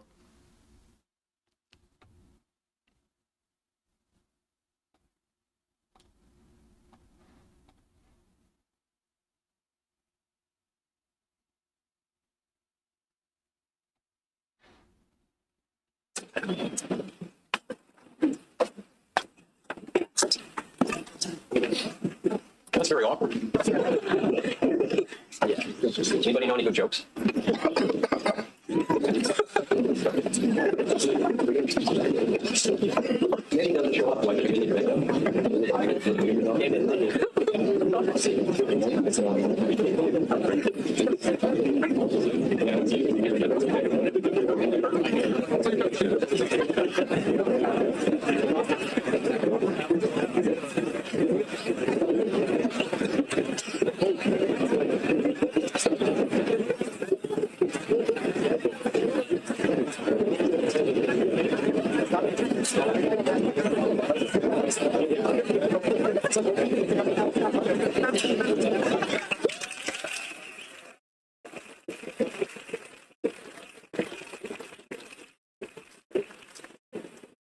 Good evening, everyone. My name is Josh Bartoliski, and I'm the events director for the Dartmouth Political Union. To discuss constitutional norms under President Trump, the DPU is proud to host Michael Knowles and Mehdi Hasan. Founded in 2018, the Dartmouth Political Union is Dartmouth's preeminent, nonpartisan, student-led political organization, dedicated to fostering open discourse and challenging preconceptions. To this end, we host speakers from across the political spectrum, organize both student and expert debates, and hold campus-wide discussions on the issues that matter most. Our event tonight is the 8th in a series of expert debates, the DPU debate series, Critical Discourse in the Age of Disagreement. This series puts into conversation some of the most pressing and controversial topics facing our nation, promoting respectful discourse and challenging preconceptions. This series was brought to campus with the support of the Office of the President and Dartmouth Dialogues. Tonight's event would not have been possible without the support of our donors and the Office of Student Life, particularly President Bylock and Assistant Dean McKenna. Thank you. Before introducing our moderator and our debaters tonight, I'd like to share the results of a poll conducted with the in-person audience following the mock debate format. In response to the question, has President Trump upheld the Constitution, 22% of you responded you believe that President Trump has indeed upheld the Constitution, whereas 78% of you believe that President Trump has not. Today we are joined by Michael Knowles and Mehdi Hasan. Michael Knowles is the celebrated host of the Michael Knowles Show at the Daily Wire. In addition to podcasting, he appears regularly on television. In 2025, he became the first podcaster to attend a White House cabinet meeting. In 2017, Michael published the #1 national best-selling book, Reasons to Vote for Democrats. Michael's first book with words, Speechless, also reached #1 on the national best-selling list in 2020. His writing has been featured in Paramount Review of Books, The American Conservative, Fox News, and other outlets. Michael is a graduate of Yale University and has lectured at universities and research institutes around the world. Mehdi Hasan is an award-winning journalist known for riveting one-on-one conversations, as well as his coverage of national politics, current affairs, and global news. Mehdi is the editor-in-chief and CEO of Zateo. Mehdi has was recently the host of the Mehdi Hasan Show on MSNBC and Peacock. He was also a political analyst for MSNBC. Before that, Mehdi was a senior columnist and host of the podcast Deconstructed at The Intercept, and a political commentator and presenter at Al Jazeera. Mehdi is the author of 3 books, a biography of former UK Labour Party leader Ed Miliband, an ebook on the financial crisis and austerity economics, and he most recently authored Win Every Argument, The Art of Debating, Persuading, and Public Speaking. Moderating tonight's conversation is Ella Klinsky, a 26 from New York City, studying politics, philosophy, and economics. Without further ado, please join me in extending a warm welcome to Michael Knowles, Mehdi Hasan, and Ella Klinsky.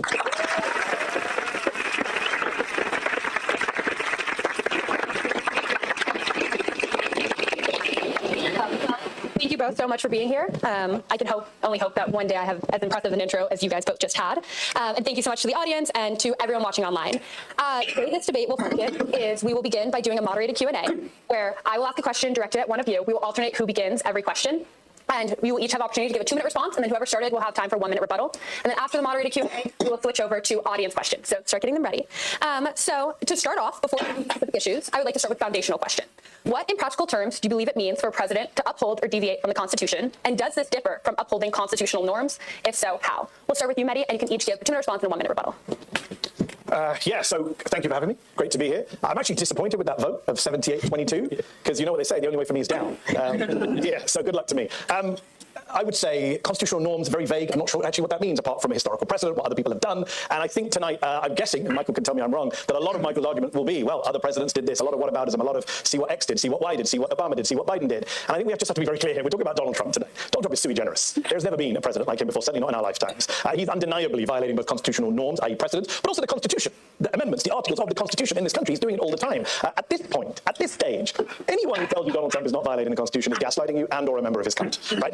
The facts are very clear. We can go through them in order. I mean, right now, if you look at the Constitution, Donald Trump is violating the Appropriations Clause, the Emoluments Clause, the Elections Clause, the Taxing and Spending Clause, the Take Care Clause, the Declare War Clause. He's also violating the First Amendment, the Second Amendment, the Fourth Amendment, the Fifth Amendment, the Sixth Amendment, the 10th Amendment, the 14th Amendment, maybe soon the 22nd Amendment, as you can forget. And, yes, other presidents, think about your question, have violated norms. Other presidents have certainly violated clauses of the Constitution. But no president, certainly not in modern American history, has launched a multi-pronged, across-the-board, open assault on, forget norms, on the amendments and articles of our Constitution in the space of less than 18 months. Right? Yes, previous presidents have violated perhaps a single constitutional amendment, sure, and been called out for it. But none of them said they plan to terminate the Constitution, as Donald Trump once did. None of them said, I don't know. When they were asked, as Trump was on Meet the Press last year, is it the job of the president to uphold the Constitution? I don't know, he said. None of them declared themselves to be a king or a dictator, even for a day. None of them were rebuked by their own vice president for trying to violate the Constitution and the rule of law. What did Mike Pence say? I know Michael's a big fan of Mike Pence, so I came especially with a Mike Pence quote. Mike Pence said, President Trump demanded, I choose between him and our Constitution. If you are pressuring your own vice president to put you above your Constitution, you're not just violating norms, you're violating the Constitution, you're violating your oath of office. And it is very clear tonight that Donald Trump is a clear and present danger to the Constitution. Forget norms, let's raise the bar. To the Constitution, to the articles and amendments of the Constitution, to our rights and liberties, to our democracy. And you don't have to take my word for that tonight, just take Mike Pence's. The Mike Pence standard of constitutional jurisprudence. Okay, wonderful to be here. Thank you all for having me. You know, my father is a Dartmouth graduate, so I hope I don't do the family too much shame this evening. But I don't think I will, because we have to Mehdi's point, we have to narrow in on what exactly we're discussing. What does it mean to uphold the Constitution? And I certainly hope that my opponent here does not mean some kind of pedantic literalism that merely looks at the text of the Constitution, though we should certainly do that as well. But to uphold the Constitution, it would seem to me, would entail upholding what the Constitution has meant, how the Constitution has obtained, how it has in fact governed our country from the beginning through the present. And so I think my opponent here is trying to break me away from citing historical precedent and how other presidents have upheld the Constitution. And I think that's a very good reason. If I were in your shoes, I would do the very same. Because when you look at how the Constitution has in fact been put into effect in the United States, no reasonable person could even suggest that Trump is upholding it.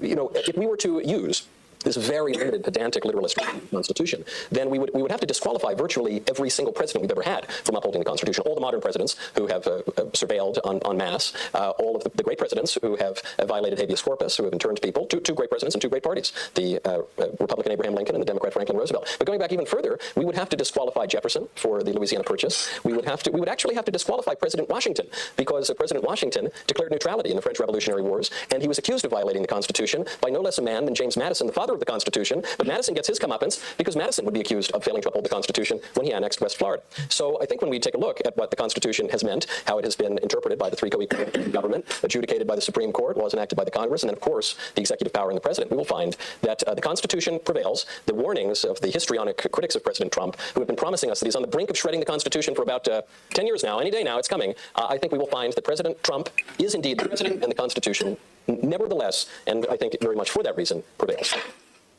Would you like to respond? I love to respond. Okay, 1 minute. The best thing about social media is you can see what's going on in the world. And today I looked at Michael Knowles' tweet advertising this event, and underneath the tweet, Tim Pool, another podcaster some of you may know, posted what looked like a grok-generated list of previous presidents who had violated the Constitution. So I was able to prep myself for the debate, knowing that Michael would have those examples, which he did. Thomas Jefferson, Louisiana Purchase, ratified by Congress. Abraham Lincoln and FDR, Civil War and World War II. I don't see either of those things happening right now. We can go through the list. I've already conceded that previous presidents have done unconstitutional things, but Donald Trump has done it in a way that no other president has, in a time frame no other president has, without the excuses that other presidents could at least point to. World War II and the Civil War. You think that's what's happening in America right now when he goes after migrants in Home Depot parking lots? No, that is not what's happening right now. And let's just be very clear. Michael says no one could dispute that he's upholding the Constitution. He says histrionics. Do you know who Terry Doughty and Nancy Brazel and Amy Santive and Trevor McFadden and we'll go through the list, Fernando Rodriguez Jr., Alan Albright, Eric Committee, Carl Dudek, Justin Lang. We can go through the list. Do you know who these people are?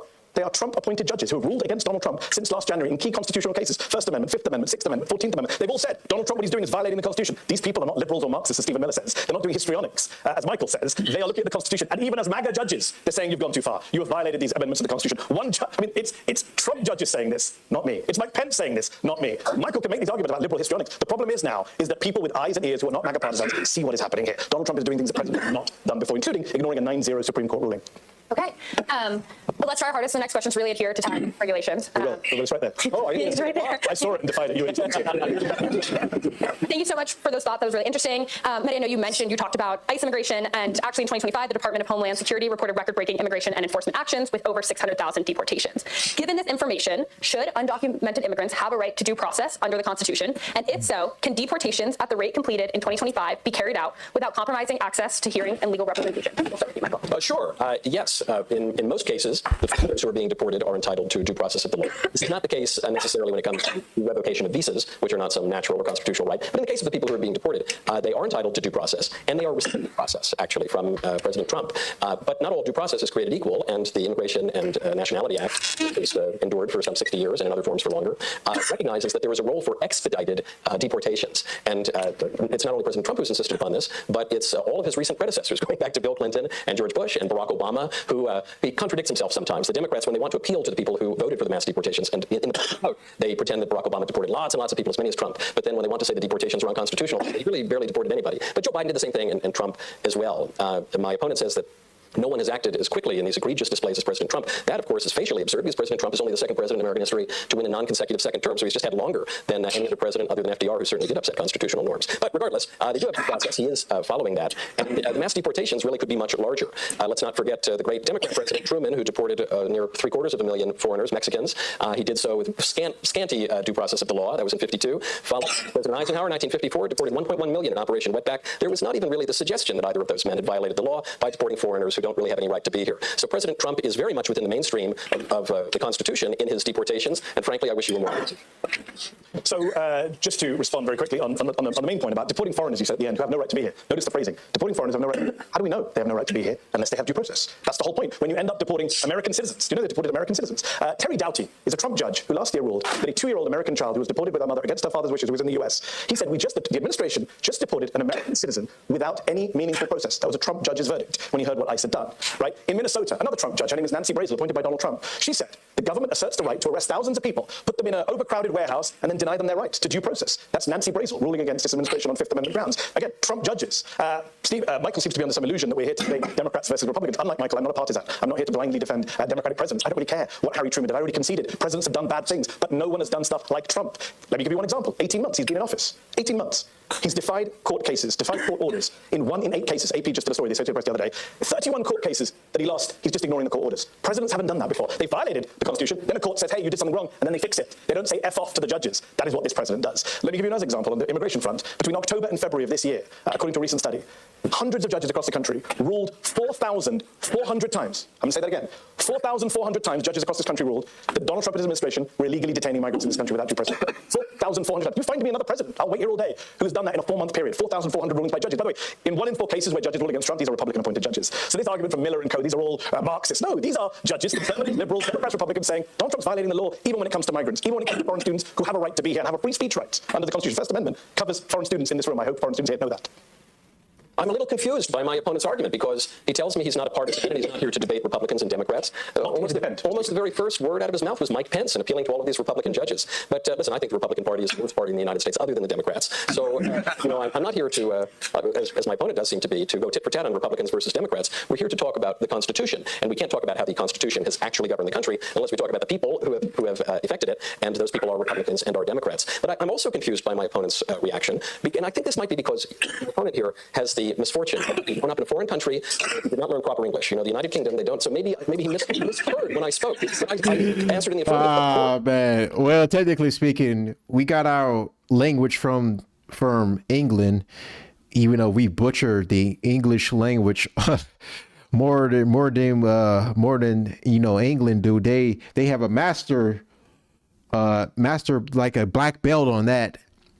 We're like a purple belt. I don't know about which belt color comes before black, but it's like they've mastered English. It's like we butchered that. So that's so funny to me when he said that.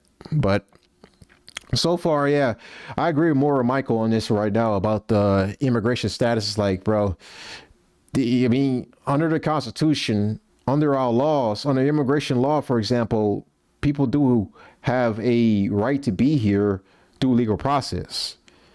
But if you just let in like a floodgate of like millions and millions of illegal immigrants, none of those people have a legal right to be here. There's no due process for them. Their due process is us picking them up, escorting them to the border, and kindly just sending them back home. That's their due process. The due process is like, they don't really have a right to be here. What due process are these people allowed to? No, they're allowed to get deported. That's it. So there is no due process. No, their due process is them being picked up and, not aggressively, of course, but of course, sometimes that's not always guaranteed. So we pick them up, kindly drive them to, say, an airport, kindly drive them to the border. We tell them exactly that you're here illegally and that now you're going to be deported back to your home of origins. You cannot remain in the United States without the legal paperwork.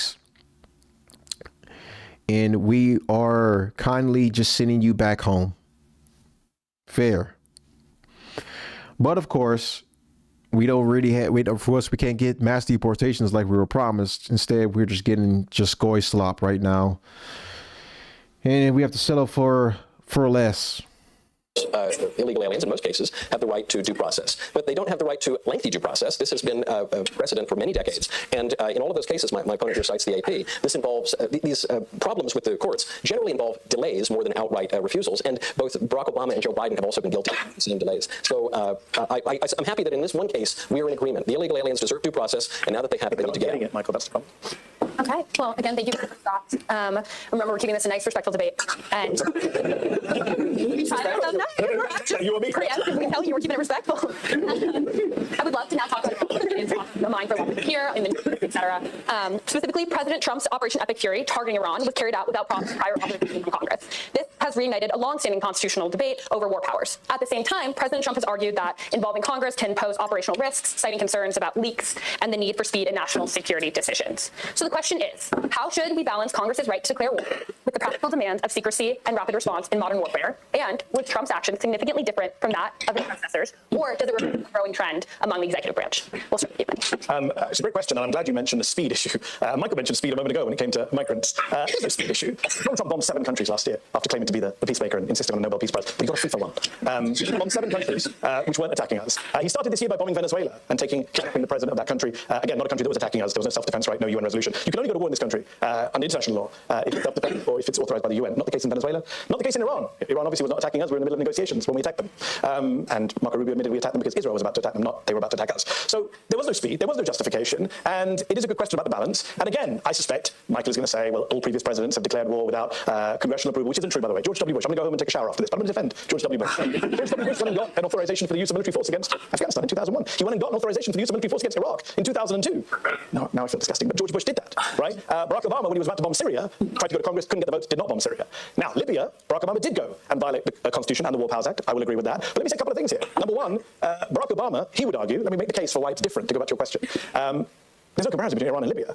First, there was a UN resolution for Libya, which was being enforced by a NATO operation that the US joined to stop an imminent massacre of people in Benghazi. That was the stated aim. No UN approval in Iran, no NATO mission in Iran, no imminent massacre of civilians. That happened not when we attacked. Number two, Barack Obama claimed it wasn't a war because it was a limited military operation because no American troops were at risk and no regional escalation. Well, in Iran, 13 Americans dead, hundreds of Americans injured. Not just regional escalation, but global fallout. Right? Americans suffering at the pump because of this war. And number three, I would say this. Look, this is undoubtedly unconstitutional against Congress. Donald Trump's admitted it. He said, if I call it a war, I'll have to get approval, and then he called it a war. But I will agree it was unconstitutional under Obama. I think it's unconstitutional under Trump, and I hope Michael will agree that we can both agree that in both cases, neither president was upholding the Constitution. I'll add that to my list of constitutional abuses by Donald Trump tonight. Can you agree? My opponent continues to issue comparisons to past presidents, that between the Democrats and the Republicans. But you're right, I was going to bring up Libya because this involves not only the Constitution, but the War Powers Act. One thing it doesn't involve, though, I'm a little confused. Are we debating tonight UN resolutions? Are we debating the NATO Charter? I thought we were debating constitutionality, and I suspect Mr. Hasan is deferring to these other organizations because there was not a great constitutional predicate for what happened in Libya. The War Powers Act gives the president the ability to wage war without the approval of Congress for 60 days. And then it can be extended for an additional 30 days to take it to 90. Now, the president, as the commander-in-chief of the military, already has a constitutional predicate to lead the military. However, what Barack Obama did in Libya did not just go for 60 or 90 days. It went for 8 months. How about Joe Biden? Joe Biden waged war in Yemen against the Houthis. That went on for a year. I didn't hear peep from the people concerned about the shredding of the Constitution. But when it comes to the war in Iran, I'll put my card on the table. I was skeptical of the war before it began. I was skeptical when it was declared. I remain skeptical of it today. Happily for me, I don't need to convince you to support the war in Iran. It's a combination of the liberal pronunciation and the conservative pronunciation. Iran and Iran. I don't need to convince you to support the war. I don't need to convince you to like Donald Trump. I don't need to convince you this is a good military operation. I just need to show you that what Trump is doing is well within constitutional means. It's in fact much more restrained than anything his recent predecessors have done. I'll remind you that the past presidents, George W. accepted, we think of Ronald Reagan in Grenada, we think of George H.W. Bush in Panama, but we can go back even further than that. We go to Harry Truman, who waged a war that went on for 3 years without any formal declaration of war. So we can say that war is very bad and Trump shouldn't be in Iran, but the topic at hand is whether or not Trump is within the constitutional mainstream, and at that, he's actually quite moderate. So, 60 seconds, let me just quickly respond. Number one, the bigger point, let me start with the bigger point, which is Michael's whataboutism tonight, which is keeping pointing to previous presidents. As I pointed out, the analogies, they're not the same in many of the cases he's citing. And even if they were the same, All that would prove is that previous presidents didn't uphold the Constitution either. The debate tonight is Donald Trump upholding the Constitution. We can all agree he isn't. Michael seems to agree he isn't. His only defense is, well, other presidents didn't uphold it either. Let's just deal with some facts. The UN Charter is not some foreign body. The UN Charter was incorporated into US law as a treaty in a Senate vote in 1945 by a vote of 89-2. It is the law of the land. Donald Trump violated the UN Charter and violated international law and US law by bombing Iran. He violated Congress by bombing Iran, and he violated the War Powers Act. By the way, Michael is completely wrong. The War Powers Act does not give you the power to declare war without congressional approval. Exactly the opposite. It says if you go to war without congressional approval, which is wrong, you have to notify us within 48 hours, and then you have 60 days to stop, which he hasn't done. He crossed 60 days last week, so he's doubly illegal. In fact, Una Hathaway of Yale University, professor of international law, said this war is triply illegal because it's against the UN Charter, it's against US Congress's right under the Constitution, and it's against the War Powers Act. That doesn't apply to Libya, by the way. So Trump is unique there. And this idea that he was following Congress when he bombed Yemen last year, when he bombed Nigeria on Christmas Day, remember that? Probably not, because he bombed so many countries without congressional approval. The idea that he's upholding the Constitution while stealing Congress's right to declare war and bombing multiple countries is absurd. I would like to stay on this foreign policy avenue and talk a little bit about Venezuela. So President Donald Trump characterized former Venezuelan leader Nicolas Maduro as, quote, terrorist, and cited his indictment on drug-related charges as justification for the U.S. military raid in Caracas in early 2026. By framing military action in Venezuela as a law enforcement action, does that expand presidential power in ways that unfairly bypass Congress, or is that a necessary adaptation to modern threats? No, it's certainly not outside the norms. It doesn't expand presidential power. Toppling dictatorships in Latin America is as American as apple pie. I can't help but call out a rather dishonest tactic that my opponent here is using. He keeps saying, what aboutism? Because I'm making historical comparisons and invoking presidents of both parties. I would like to point out, my opponent opened the debate. He made the first statement, and he began by doing just that. So, and I think it's good that he did that, actually, because there's no way to understand what it means to uphold the Constitution without reference to history. And in the case of Latin America, obviously, our history goes back a very long way. The Monroe Doctrine is a cornerstone, perhaps the cornerstone of American foreign policy. And there was a legal predicate for the arrest of Nicolas Maduro. In the case of President Trump's military actions, by the way, it's worth observing that we never hear why he is engaging in these actions. In Nigeria, of course, why would you bomb Nigeria on Christmas Day? It might have to do with the genocide of Christians that is going on in Nigeria and America's role as the global hegemon, which, again, like it or not, is pretty well predicated. But returning to the specific topic at hand, Nicolas Maduro, it had been an aspect of American foreign policy for some 26 years to depose the regime in Venezuela. We had a legal reason to do it. Not only were they stealing our goods, but they were also sending criminals into our country, helping to flood our country, break our basic laws, and they were working with designated foreign terrorist organizations. So any way you slice it, we had the right to arrest him. A lawless president would have just blown his head off, as we've done before. But President Trump did not do that. Nicolas Maduro is enjoying due process of law in New York City, and it's probably a much nicer place than Venezuela is. So I look forward to oil prices going down. I look forward to a flourishing country, and I look forward to the recognition that President Trump's policy in Venezuela is not only out of step with American constitutional norms, it is in fact part of American grand strategy dating back to 1999. Prison in America is a nicer place than Venezuela. Yeah. Okay, let's just deal with some issues that you raised there. Michael made an admission he perhaps shouldn't have made there. Do you notice what he said about Maduro? He said, a lawless president. His words. Am I being dishonest? Is that what you said? A lawless president. Not with reference to Trump. But you said a lawless president would have just killed him. That's funny, because what did we do in Iran on day one of that war? We killed the leader of Iran. So by Michael's definition, Donald Trump is a lawless president. He went to war in Iran without congressional approval. I hate when progressives do this. They do make that argument a lot of times when this comes to this lawlessness. Like, bro, we're a global superpower. No one can really enforce international law against us because we have the privilege of a global hegemon. International law can't be enforced against a global hegemon. Can't be enforced against the United States, China, or Russia if they do something that's like goes against international law. It's completely bullshit and just like a waste of time, honestly speaking. It just gives bragging rights to a bunch of liberals that say, hey, this country broke international law, but objectively speaking, it doesn't really matter. People can break international law all the time and then like nothing would ever get done about it. UN Security Council resolution, as we've already discussed. He went to war in Venezuela without a congressional approval or UN Security Council resolution. The idea that he did it because the guy's a drug trafficker is hilarious. I'm a defender of Maduro. Let's see what the court says. But he pardoned another Latin American head of government who was in American prison for cocaine trafficking into the US. He pardoned him.